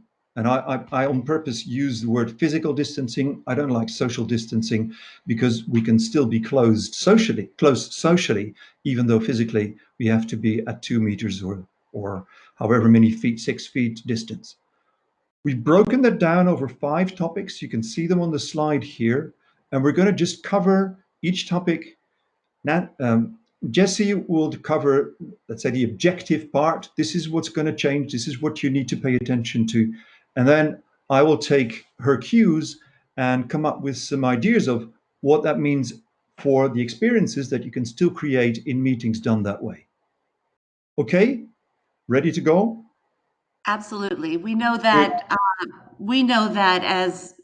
as this crisis continues and eventually resolves with a vaccine, with medication, with treatment, the physical nature, the physical distancing may relax somewhat. So that's still in flux. But what we do know is that the safety, the hygiene, some of the distancing standards that come out of this are going to remain. So just keep that in mind. These things change. Yeah, it's in flux. But let's focus on our first of the 5 topics. What about on-site registration? What is going to change there as a result of either initially the need to keep people physically distant, or otherwise later on, even though, as you say, some of these regulations may relax?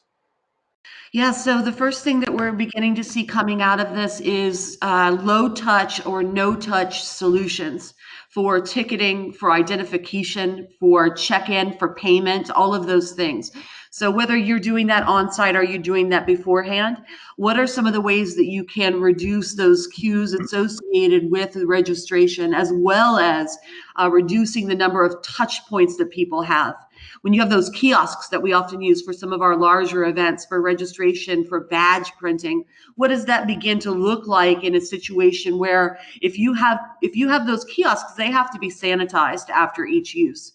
So how do we reduce that? Are we mailing registrations to people, or are we having those dropped in their rooms when they arrive? A lot of venues are already moving away from, in terms of hotel rooms, moving very quickly, if they hadn't already, to mobile enabled check-in, as well as the reduction in the use of key cards, for example. So really the first thing we're looking at is those those no touch and low touch solutions to on-site registration. Then you're also looking at organizations that are looking at virtual queuing, for example, where they'll let people know when it's their turn to come in to the event itself, and staggering their start times because of that. So really taking a look at how do we reduce the number of people who all at once come into our space, whether that's with the virtual queuing or it's with the staggered start times. Then you've got the regular need for sanitation, whether that is through wipes or sprays, the electrostatic spraying that they're talking about a lot now with the bigger venues. And then how are we, during that registration or before people even come on site with that registration, making sure that they have health training and the tools that they need to ensure they're keeping themselves safe and the rest of your attendees safe. So setting out those rules and expectations ahead of time, deciding whether or not you need health checks on the registration side as well, and then making sure that you're documenting everything that you do related to the registration process. Documenting for what purpose? Documentation is incredibly important across all of these things. So as you're looking at, just like you do with your emergency preparedness plans that you often share with the meeting attendees who come on site, you're going to want to make sure that you're documenting exactly when people are sanitizing, when they're coming through, and they're following the procedures that you have in place. This is going to protect you from a liability perspective. It's also going to provide you with some best practices related to your staffing needs and things like that. Right, right. As a European, obviously, I'm less tuned in on this issue of liability and people suing you. But yeah, I get the point. Yeah, good. Now, what are some of the things that you could use under these circumstances, and how can you twist them some way so that they become more interesting? Well, for instance, you could team up with a local hospital. If people have to do health checks, why don't you offer them a health check at the local hospital, or have some nursing or medical staff from the hospital join your event, and they just look after these people, even up to the point of taking blood samples, and afterwards they get a full health check at home, which would be an interesting option. Costs probably a bit, but maybe you can find some other resources for that. Or, yeah, there's going to be waiting times. You're going to have people coming in a staggered way, as you said. What can you do during these waiting times? Wouldn't it be great if you use those waiting times already as part of the program, which is something that normally we don't do. We just have people standing in queues for registration, and that is really idle time. How can we use the spaces around those positions where people need to wait for already providing them input or gathering input from them? It's easy to use their devices, to ask them questions which relate to your content and which you can afterwards feed into some of your presenters so that they can respond to these issues raised by participants briefly before the event, which is when they're at their keenest. If you ask them long before, they're not really into it yet. But if they're already on site and you ask them content related questions, you can be sure that you're going to get some really good input from them. Or maybe while you have to explain to people the rules and regulations that apply to the event from a health point of view, you can also start to work on some of other rules and regulations which apply to other kinds of behavior during the event. You know, one of the things that we've done several times now with some of our clients is that we agree that all participants deliver their phones before the event, and they get them back for lunch, and they get them back at the end of the day. And the reason why we do this, and the reason why our clients accept our proposal to do this, is that once their phones are gone, people are much more focused. They are really in the here and now.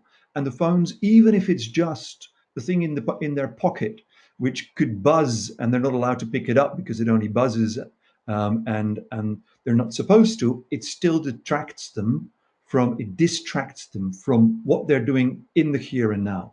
So you can start establishing some of those rules and regulations along with the health related issues. What about using those waiting times for giving your participants the story of your venue? Telling them a really good story about where your venue comes from, what is particular about it, any story which captivates their attention and which brings them into the space where you want to have them. So let's think less in a compartmentalized way about the various stages of a meeting, and let's see where we can add experiences to things that previously we thought were just, part of the, if you will, hygiene factors, which is, I think, a nice metaphor at this point, that we had to go through. How can you contaminate, in a way, one part of the program with another, and make sure that as a result of that, you create a pleasant and useful experience for your participants? Okay, those are just some ideas. Maybe on the issue of having rules and regulations. One of the interesting things is that we try to get rid of as many rules as possible sometimes, it seems, whereas it can be incredibly liberating to have very clear rules to live by. It's one of the things that happen when you do an open space. You have only two rules. You come up with a topic. If you don't like what's happening, use your feet to go somewhere else. These are the two rules. And that liberates people incredibly to really talk about what is on their minds. Okay, that's what we can do at the start for on-site registration.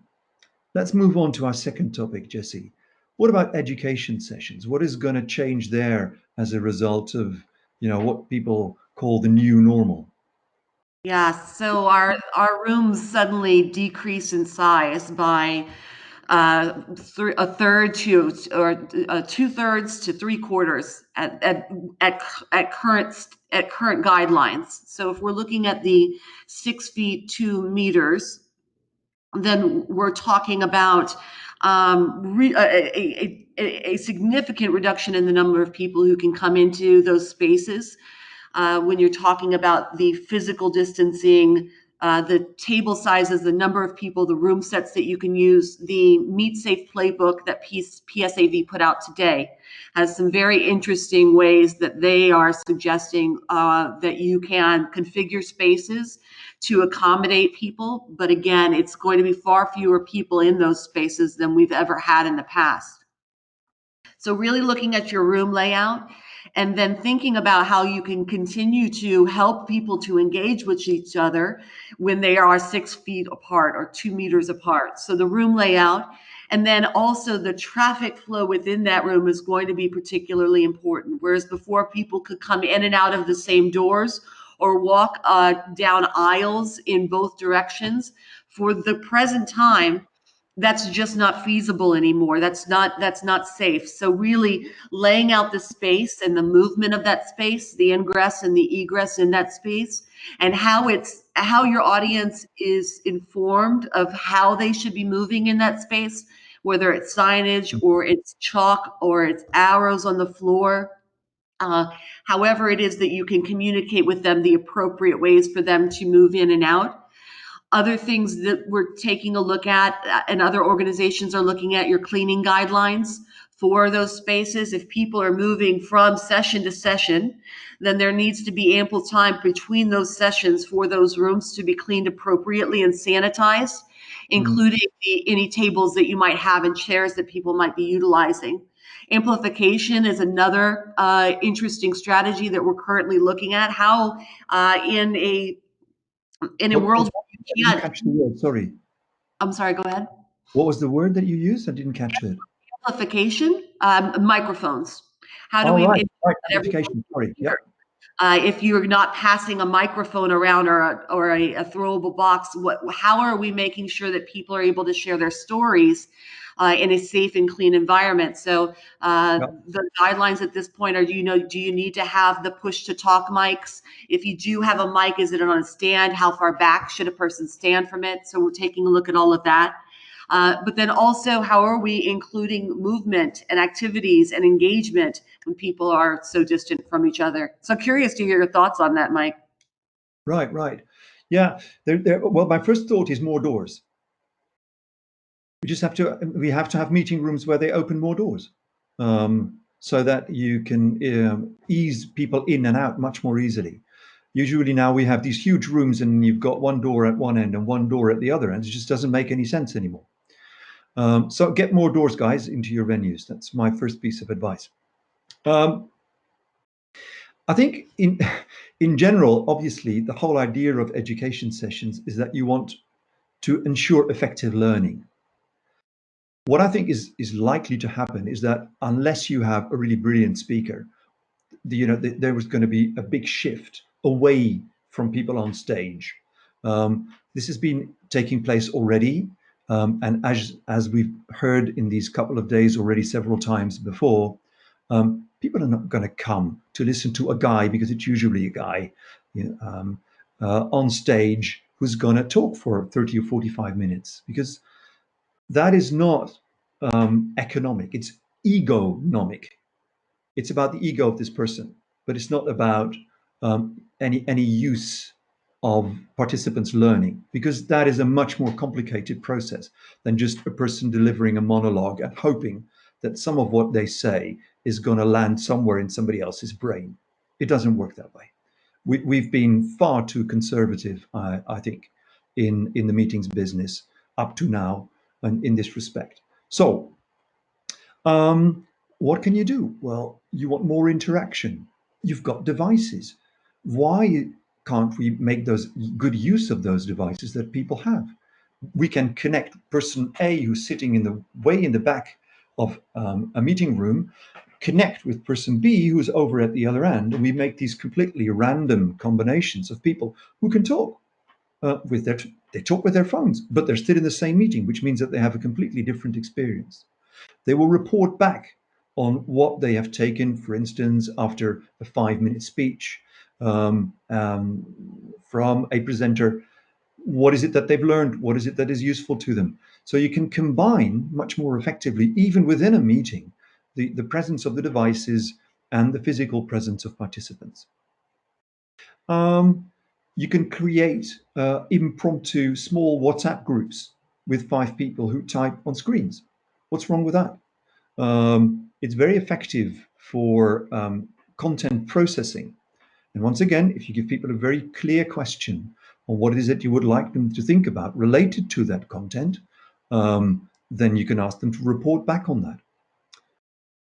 How about using the outdoors much more effectively for interaction? It's much easier to space people out if you ask them to go for a walk. You give them a stick, which is exactly 6 feet long. One person holds one end of the stick, the other person holds the other end. Meanwhile, in pairs, they talk and they walk around a beautiful park, which I know many IAC venues have. And then, these 2 individuals will be kept apart by the stick. The others will use their common sense to stay apart from those other pairs. What about using what is called hybrid meetings in various places? I mean, one of the great things about the IEC venues is that they have a common standard of quality. They have a common standard of service. So if you connect with one IEC member, it's very easy to connect with other IEC members who can provide services exactly similarly to the previous ones. You don't have to have people traveling all to the same place. You can do meetings with multi hubs and let those multi hubs conduct various exercises, various activities in any of these hubs. Make sure that these hubs communicate with one another, and that's a fascinating way of using your venue in a completely different way. And the IAC partners can find one another to offer this. This way, you give business to each other. Yes, sure. It means that maybe you're not going to sell your big ballroom because your group is not big enough. But meanwhile, you're giving business to your business partners within IAC, which I think would make a lot of sense. How does that sound?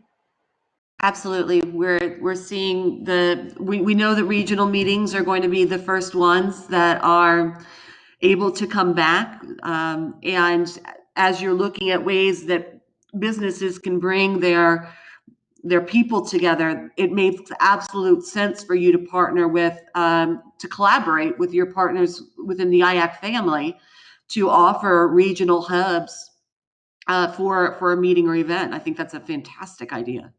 Yeah, yeah, good. Okay. Meanwhile, I know we still have an audience, fortunately, even though this is the last session of the day, I believe. And I'd like to invite the audience to start asking questions about anything that Jesse has said, anything that I have said. Post them in the chat box.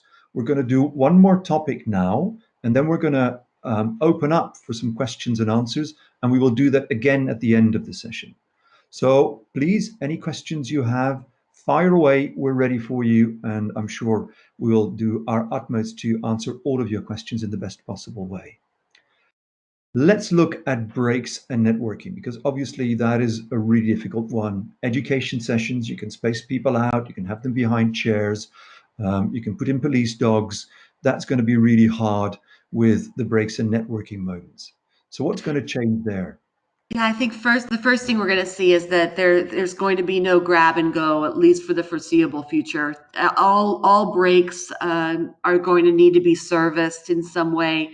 You'll need to have staff with the venue that serves out, whether it's a snack or it's a beverage, places it down, and then the customer or the client, the participant, then takes it with them.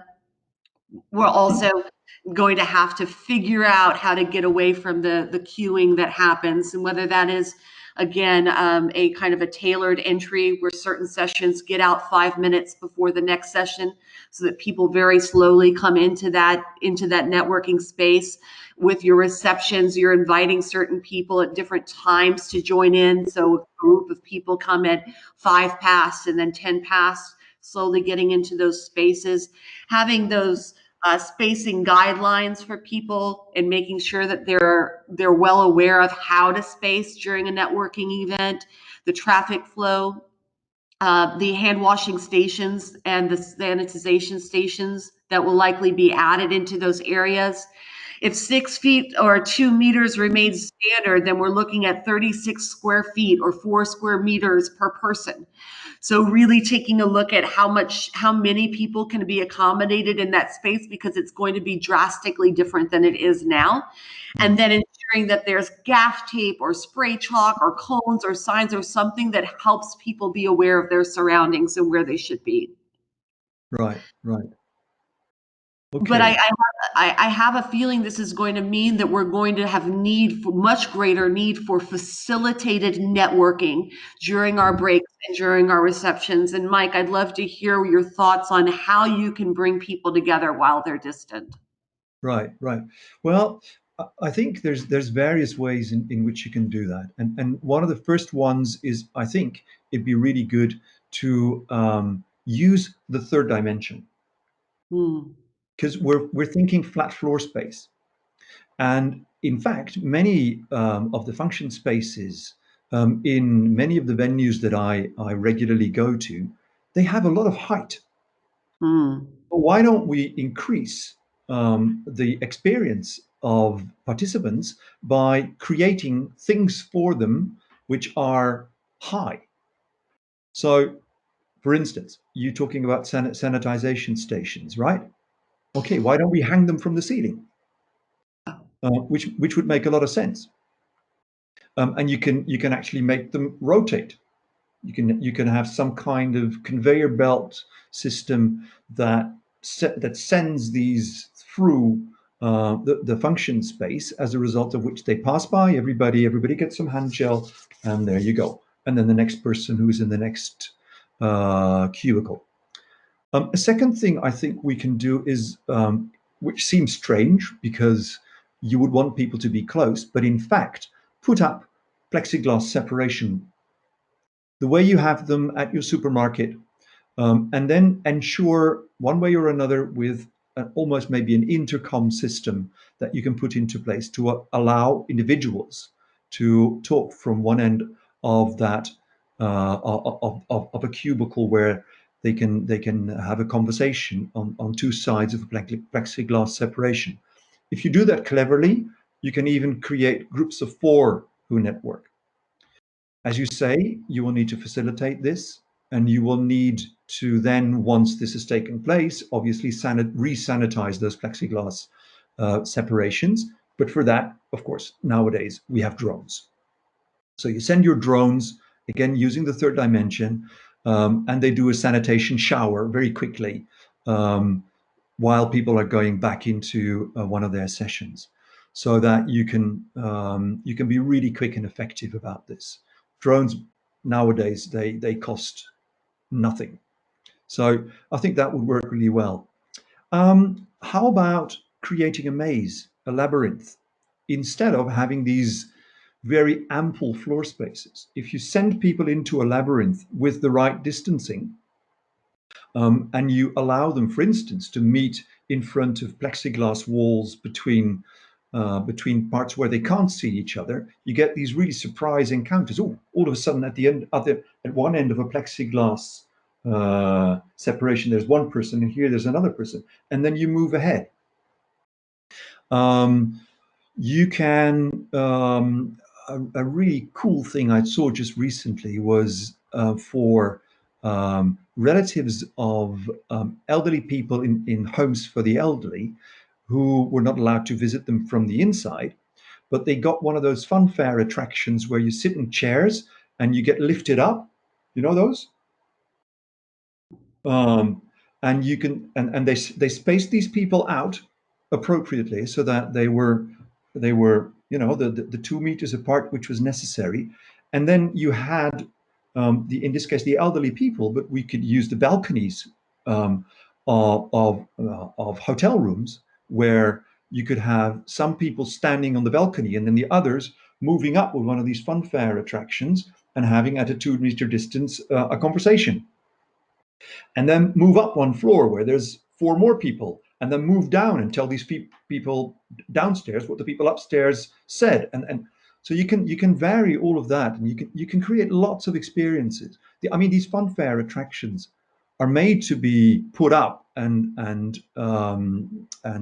broken down really rapidly because they travel around. So once again, I think there's an awful lot of opportunities for people to gain experiences. I'm seeing in my chat box that we've got lots of questions. So let's go to the questions. Let me temporarily close the presentation, and let's see if we can get the first question on screen. Here we go. What are the best ways to direct human traffic flow to keep with social distancing practicing? Have you found anything in the guidelines for this? So the best things that I've seen are gaff tape, really, or some kind of markings on the floor that really help people intuitively know which direction they need to go in, along with enhanced signage. That's what we're seeing right now. We're also seeing meeting professionals who are adding these ingress egress information into their apps and their know before you goes. So if they have a session room within their app, you would go, where's the next session? It would include the mapping of information relative to how people should enter and exit. Always work with the volunteers and the human arrows. Those are always a great resource for you to help. And in addition to that, sharing ahead of time that there's going to be specific ingress egress information available to you. Just look out for it. Right, right. I'm thinking of, maybe you could have, once again, using the third dimension, and hoping to make use of other things than just tape on the floor. Maybe you can use fake birds. You can ask some student class in a technical university to build you 10 robot gulls, and these gulls will fly where you need to go. So they'll guide you along the way. Or maybe you can use like live indicators, live arrows in some other way. With You can use specially pruned shrubs. Particularly if you take buxus as a shrub, you can prune that in any kind of form or shape, so it can help you to point people in the right direction, and it looks so much nicer than duct tape on the floor. Thank you, Raynell, for that question. Next one, Tamara, the elephant in the room. How is this going to impact budgets and sales quotes and incentives? Right. It is going to have an impact on budgets, isn't it? Yes, it is. And Emily asked the same thing in the chat as well. So I want to address her when creating the answer to this one. It absolutely will impact our budgets. And we have to take a look at as we look at budgets moving forward, new line item relative to this perhaps, or it fits within the safety and security line item that meeting professionals already have, but amplified so that it's a larger number, and really using that as a filter for how which we design our experiences. So yes, it's going to have a budget impact. I want to point out that this is a huge opportunity for our venues. This is a rental and ongoing cost on the meeting professional side. So we could look at it as a challenge, or we could say this is a huge opportunity for venues to go ahead and put together some standard packages related to this into what you already offer. So if you wanted to, for example, add plexiglass barriers to your offering so that it's not the meeting professional on this side having to go find the partner to provide that at all of our different venues, but it's really the venues that have that as part of the standard offer, or of course increase costs for that to make sure that you're recouping that. But if you want to have a maze offering, like Mike talked about, where that's just a standard package that you have for our breaks, we have this really cool maze that we can bring out that people can walk through as they go and network and facilitate, get their coffee or whatever, and then it puts them out at the other end where they need to go into their next session. So I think it would be really wonderful opportunity for some of our venues to get a little creative. If you make this part of your standard offering, that is an immediate competitive advantage over any of the other venues that are out there. Right, I fully agree. You want to create experiences. So here is a grand opportunity for all venues to distinguish themselves from others, and I think especially for the IAC venues, which have such a background of being different, already offering experiences just by the way in which they are.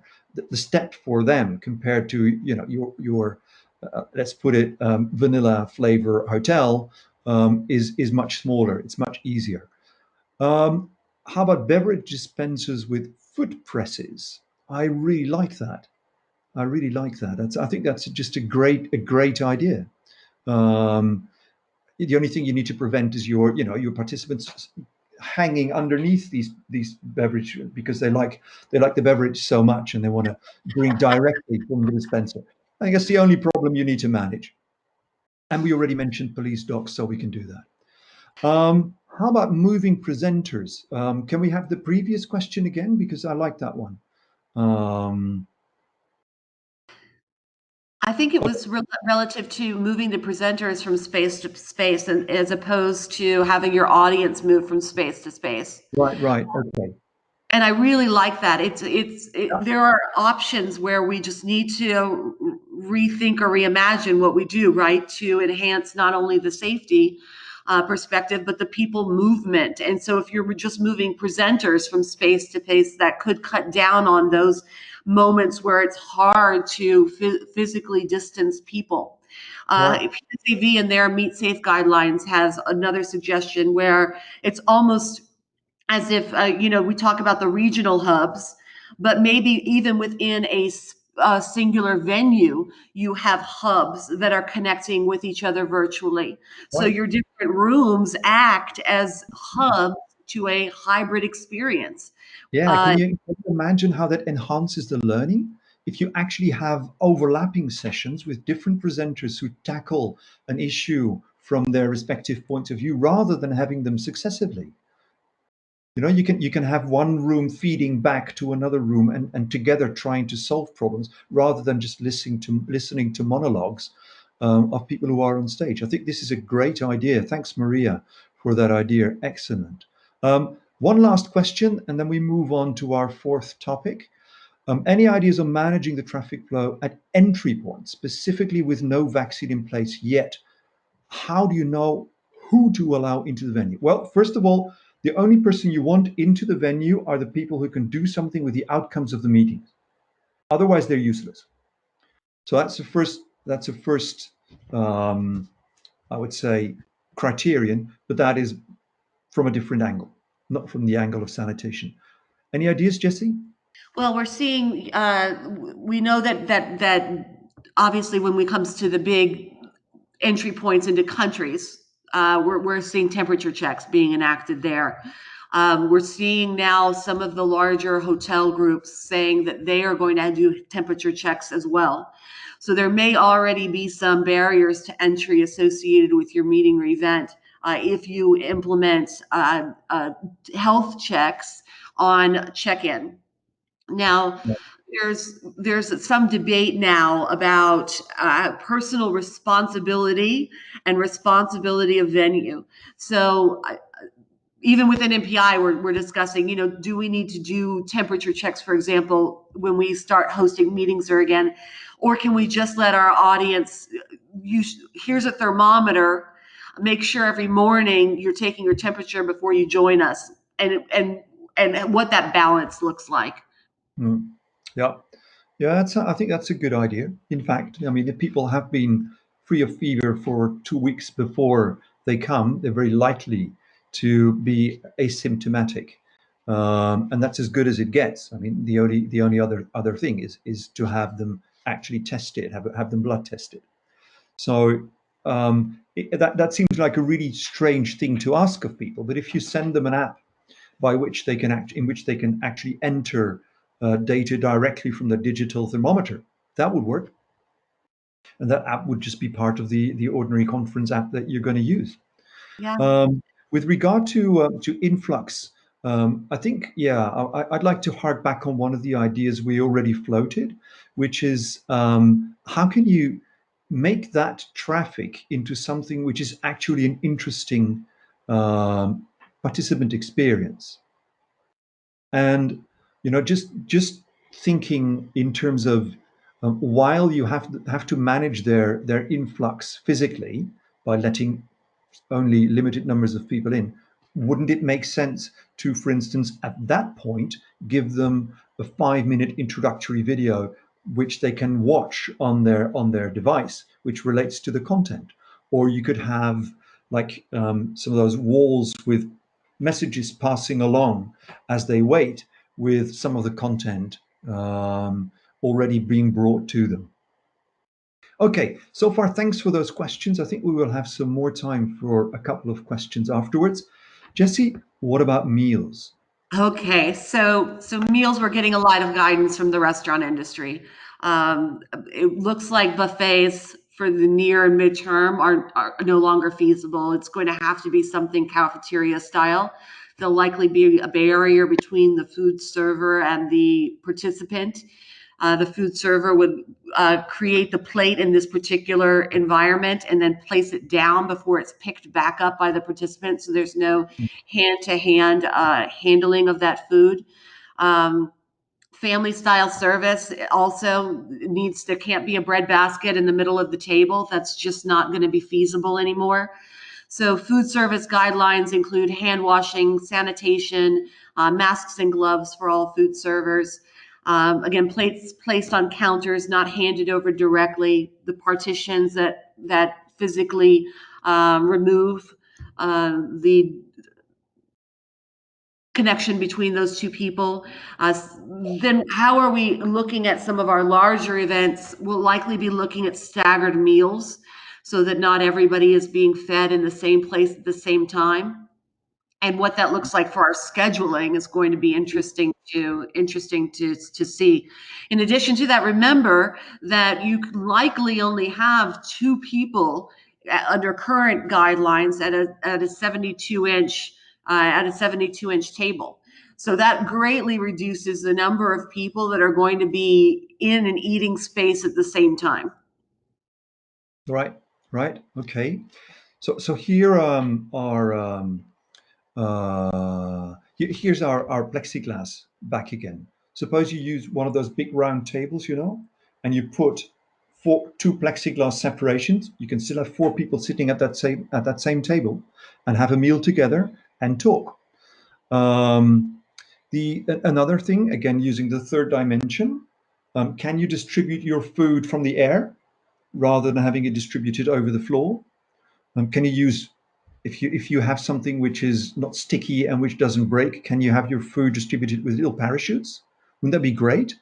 Instead of having a bread basket somewhere at the center of the room, you will have little parachutes being dropped and telecommanded by one of the big shots of the meeting, and sending them to all of the participants, and they can just pick up their bread from a parachute which comes from the air. How about, again, you can use drones for that as well. Or how about creating, similarly to the maze idea, why don't we create, like a big itinerary with some kind of food carrier, similar to what you have in sushi bars, and where people can pick up stuff that comes from something that passes by, and then you can customize that. I mean, you have a meeting for paleontologists, and you will have dinos on a conveyor belt passing by and bringing you your food. Small dinos, of course, model dinos, not Jurassic Park dinos. Or you have I don't know. Yeah, I was thinking of the annual meeting for undertakers, but maybe that's taking it one step too far. Let's use Formula One cars for car lovers. You can have model Formula One cars along a conveyor belt distributing your food. I mean, if we start thinking about the options we have in order to create an interesting experience for participants, there's just so many possibilities. I think we shouldn't focus only on the restrictions, but think in terms of opportunities and think in terms of what would be fun, interesting, engaging for your participants. Okay, let's do our 5th and last one, and then which is one-on-one meetings. So what is going to change there?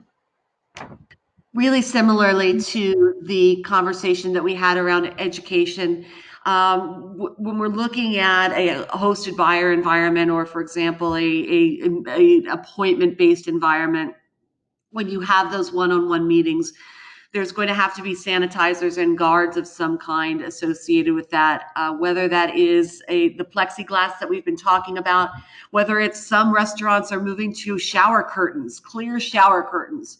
When you're talking about budget, how do we look at what we're trying to accomplish and then bring it back to something that would, is within the particularly when I think of our association meetings budgets, how can we accomplish what it is that we're trying to do with less expensive options?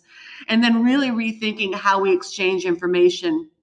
A lot of apps now and a lot of technologies associated with information sharing, but the standard sharing of the business card is probably something we're not going to see for some time.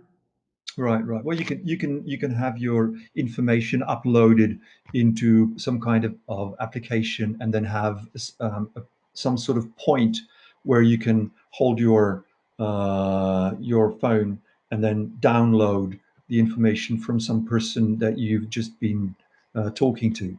An interesting option would be to have, like a normal park bench, but then saw out the middle bit, so that people would be exactly spaced at the two ends of the park bench. And if you do that outside, you've got no problem of people getting too close. You can space those adequately around your outdoor covered spaces. You can put out party tents over their heads so that they can do this outside. And if you want to, you can even make a tiny little fire in the middle to make it more comfortable for them if they are outside. You could do the same for recliner chairs, where you can bring people together in recliner chairs and make sure that the exact space is at the right distance. How about building in surprises for people? For instance, you built one of these places where they have a plexiglass, or a bit more tacky, but a shower curtain separation. And then in the table in front of people, there is a little hatch, and the hatch opens and a snack comes out, and then it closes again. And you get both. You get a snack at both ends of this plexiglass. So all of a sudden, you have a shared experience with two people. And if you do this randomly, that adds a lot, I think, to just the fun and the experiences that people have. Okay, and I think we also have some more questions, but let's do one more thing. Mehdi, could I have the slides back on? Because before we do, I'd like to show a couple of things that I found on the internet, which I'd like to share with everybody. Here's some ideas that I managed to dig up from the world around me. Easy to space out people like this. Doesn't this look a lot more exciting than your ordinary staircase? You could easily separate out the different parts of the race course differently with some kind of separation. How about enforcing your physical distance with something like this? Now, this may be a bit too outlandish, but if you give people a hula hoop skirt, you oblige them to stay apart for the required distance. We've seen restaurants, Mike, use large tires. Right. Very good. Yeah, that's also good from a sustainability point of view, because you recycle car tires. You do need to be pretty fit in order to actually transport those. But yeah, how about creating a dining experience and a one-on-one meeting in a personalized glass house, which is really easy to sanitize afterwards? Or can we go back to cubicles? This is actually from a movie by Jacques Tati from France in the early 60s. Yes, it looks weird, but then again, doesn't it look even weirder to be standing within a duct tape separation? We just have to get used to things being slightly weird, maybe. Physical distancing is not something only human beings are good at, so let's use whatever kind of inspiration we can find anywhere. These are just birds on a Belgian monastery, and they seem to be knowing exactly what they're doing, family groups and neatly spaced apart. How about, I personally wouldn't do this, but that's because I don't play bingo anyway. But how about corridor bingo or corridor whatever? You can use your hotel corridors and create experiences for your meeting participants by having them seated in front of their doors rather than in a meeting room. A plain chair builder is considering this kind of opportunity. Here is how we can sit differently in planes. Obviously, there has to be really tight monitoring of how people get into these chairs. But actually, I think this looks pretty cool. Here's the third dimension at work. It's a bit like a chicken pen in this case, but you can see that this is a really low cost, low budget solution for creating a completely different kind of eating experience for people. Maybe you can use your outdoor spaces differently and provide participants with a really unique experience. I guess this is a very unique venue, but maybe you've got something in the park surrounding your venue that can offer something similar. I know there's one IAC venue in the Netherlands which actually has a tree hut. In fact, it has 3 tree huts, one big one for plenaries and 2 small ones for small breakout groups. Could you create a different kind of space for people in a way that nobody is expecting it? And then if people look up, they will see something in using the third dimension, which is unique. And obviously, you can use these umbrellas then as a way of distributing things as well. How about involving participants into things that they create themselves, such as making drawings? And making drawings that they can hang up in their hotel rooms and then all stand outside and make this something which is in any way connected to your content. How about looking at involving artists in giving your venue a really unique outlook? This is in an old Italian town. And I just think this is absolutely brilliant. And finally, think about how you phrase your messaging. This is not keep off the grass. This is inviting people to think about grass and to think differently about, what anything around you is like really. Okay, those were just a couple of examples of what you can think of very easily by just, thinking out of the box. I'm sure we have some more questions, and I'd like to bring them up now, if that is possible. There's some questions, there's comments which we are interested in learning and in reacting to.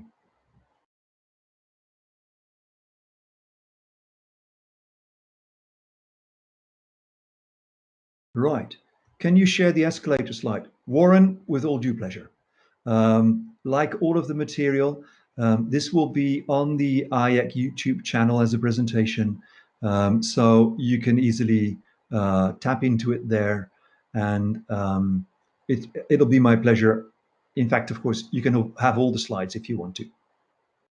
Mark, I see you coming up. Is that like a subtle cue that our time is up?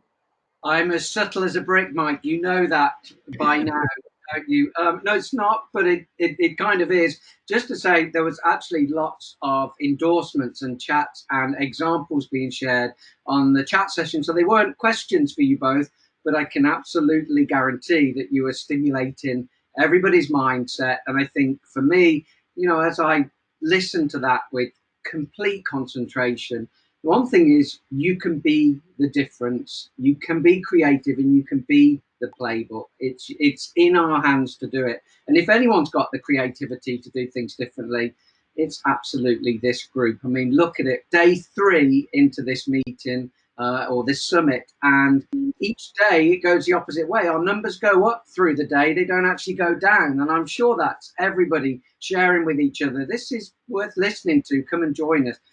So when it comes to this and the amount of time being given to the IAC conference, I think that's testament to the fact that everyone's going to be creative afterwards. But Jesse, MPI are doing so much in this area, both original content, but also as you started out on just sharing what other people are doing. You're the catalyst of bringing all of that together, and sharing it within the community. And we'll talk a little bit about that after this session. But as always, it's an absolute pleasure to have you join the IAC conference, and our partnership is a special one, and this only strengthens it. So thank you very much for that. Thanks so much, Mark. Thank you for the invitation, but also just thank you for the community. I love you guys. Well, it goes both ways. Mike, you were facilitated today, but you weren't really, because this session was different from the others that you provided. This is Mike van der Vieva of Mind Meeting and Jesse States of MPI side by side. And again, the one clear message that came out of this session is you have a brilliant mind when it comes to not only designing our conferences and teaching us how to do it differently, but the potential for you to be that brilliant mind for the clients of the IAC member venues who are equally struggling with navigating around managing either bringing back of meetings or having that part hybrid meeting there as well. I know your contact details are there as well. I know the IAC family know and love you from all the other conferences. They should reach out to you because you've been doing a lot of work around this area in the last few weeks, not only with us, but other groups around the world. But thank you very much. Could I add just one brief comment? Yeah, because one of the interesting things is I've never considered myself as a particularly creative person, but it is a mindset that you can learn. And I've learned in the course of my life how to actually do that. And it's fun. That's the most important thing. So if anybody is interested in learning more about how you can accomplish that, then I'd be happy to oblige. Well, you got us dancing this afternoon, and that's the first time I've danced for many years because my wife banned me from dancing some time ago at all weddings and social occasions. I can't think why. Can any of you guys? I didn't notice anything weird. No, exactly right. But no, thank you. You are super creative, and you do push us and the boundaries, which of course is what this is all about. So, Mike, Jesse, thank you very much for your time today. All our best wishes to you. And see you back tomorrow for the last session, in which I will be the facilitator. Back tomorrow. Thank you so much. Okay, ladies and gentlemen, on to the next part of today. It's my pleasure to tee up just some thinking. We're not over yet. We have another day tomorrow, so don't panic. But I'd just like to introduce a little bit of thinking now and unveil our news around IAC Connect 2021.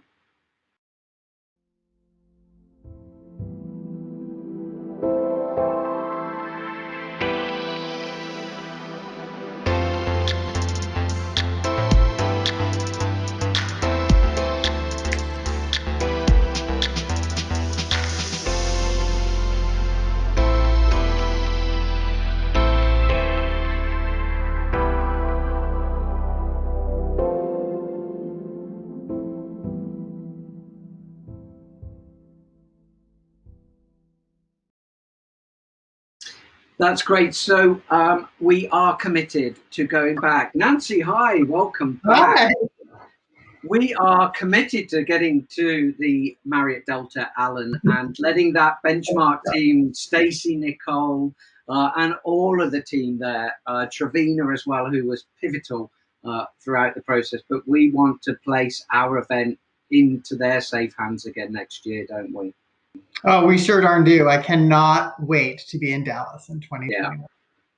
Yeah. There was so much. If I can call out our ICPC as well, some of them you've seen involved in this new project. Others are in the background. They're ready and poised to be able to put on a great event. But I'd just like to call out a few of those that excelled. If you think about the fact we postponed twice and then we moved to this hybrid model, the marketing committee were absolutely immense. They were the ones who were talking about how we communicate with you as original conference attendees and members, providing you the updates as we went along, making it timely, making it clear. They did an immense job there. The social projects we have planned for Dallas will be bigger and better. We're already talking to our partners. I mentioned the university that we're going to do more with, but we had some great social community giving projects. So we are elevating those to an even higher level. And as I say, that team at Marriott Delta, Alan, are just immense. So we're looking forward to getting back there next year. Now, what I'd like to do, though, I think we are going to see a little bit about what's going to be on tomorrow, right? So let the cameras roll. Let's take a look at tomorrow's agenda.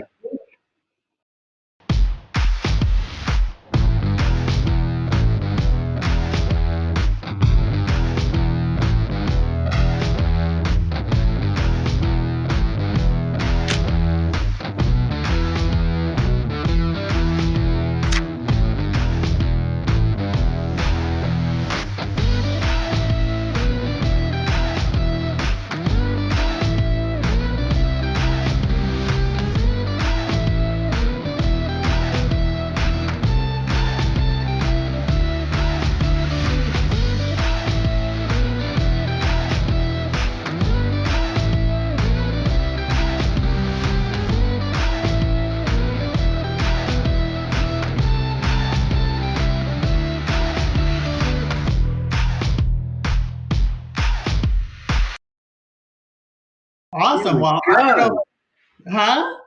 Here we go. Nancy, talk to us about those crazy times. Do you want to start a conference at 10 o'clock at night? Why not? I mean, really, we're taking this thing around the globe, and I couldn't be more excited about tomorrow and bringing this global IAC tribe back together. How did everybody do today? Can I get some emojis across the bottom for how things were rolling for you all today? Awesome. So we look like we had a good day. Fantastic. Well, Mark, what do you think? Give me some insight on how you think it's going.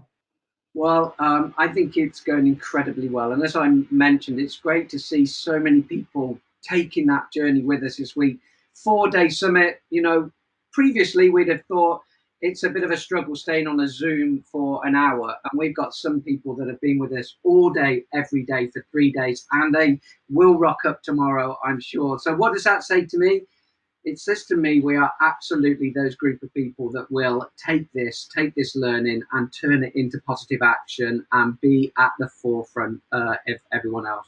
Sean was talking about with Murray about practices and best practices, and I just wanted to share that we do have our COVID-19 resource page. It is the most visited page outside of our landing page. It is incredible. We've had thousands and thousands of people hit upon it. And every day that we find something new, we're adding it to it. It's in date order. So keep going in there, keep looking at what's on there. But really importantly, it's a two-way street. If you're using the resources, the data, the guides that our members are so freely giving us to share with you all, which is incredible, also send it back the other way to us. If you take that and do something slightly different, let us know and we can add that to the knowledge hub that we have, because together we know we are absolutely stronger. And that COVID-19 resource page is, like I say, it's live, it's updated every day and will be for weeks and months to come. Yeah, I know that we've been using tremendously for ourselves as we were putting together our plans for the future. That's great. And you can get there easily. Google IAC COVID. Google IAC COVID, and we'll be #1 in that list because it's being visited so much. So if you haven't found it, go there. If you didn't know about it before today as well, are you getting the IAC emails? Are you connected to our social pages? Because we really want to make sure you get that stuff when it's timely, and we're tapping away day in, day out, making sure that we let everybody know. But I think you've got another poll for us today, haven't you? One final one incredibly important one. Yeah, well, it's an incredibly important one where I gave you too much time to fill yesterday. So you came up with a brilliant idea that the board is going to sing to our crew. And we are reluctantly voluntold. But the good news is that everybody here gets to say what we're going to sing to you. So choose wisely. Tomorrow we're having a little happy hour. 6:35 Eastern. That's about right. Yeah, we're happy 4 minutes, right? At 6:35. Please feel free to drag that out longer if you insist. I know I will. And you get to choose our motivational song that we will sing to you. Oh my! Look at that! In celebration of being in Philadelphia for our previous conference with those incredible steps. Apparently, and extra points for those board members that want to go into any kind of costume. Really. All right, I don't know if we're going to reveal that because I don't know what people see, but I don't know if we're going to reveal that or just make that part of the big reveal during our happy 4 minutes at 6:35. We know what we got to practice, Nancy. All right, I'm up for it. I did dancing today, singing tomorrow. Why not? Okay. Well, it's been an incredible day. Thank you to you and to everybody again behind the scenes. Our team, the IAC team, have been awesome. They've rocked it. We are going to leave in true IAC style with our closing video and our program for tomorrow. Have a safe evening, everyone. Enjoy it. We'll see you back tomorrow for IAC America's Virtual Connect. All right, Tim and Betty, play us out. Thanks. Thanks, everybody. We'll see you tomorrow.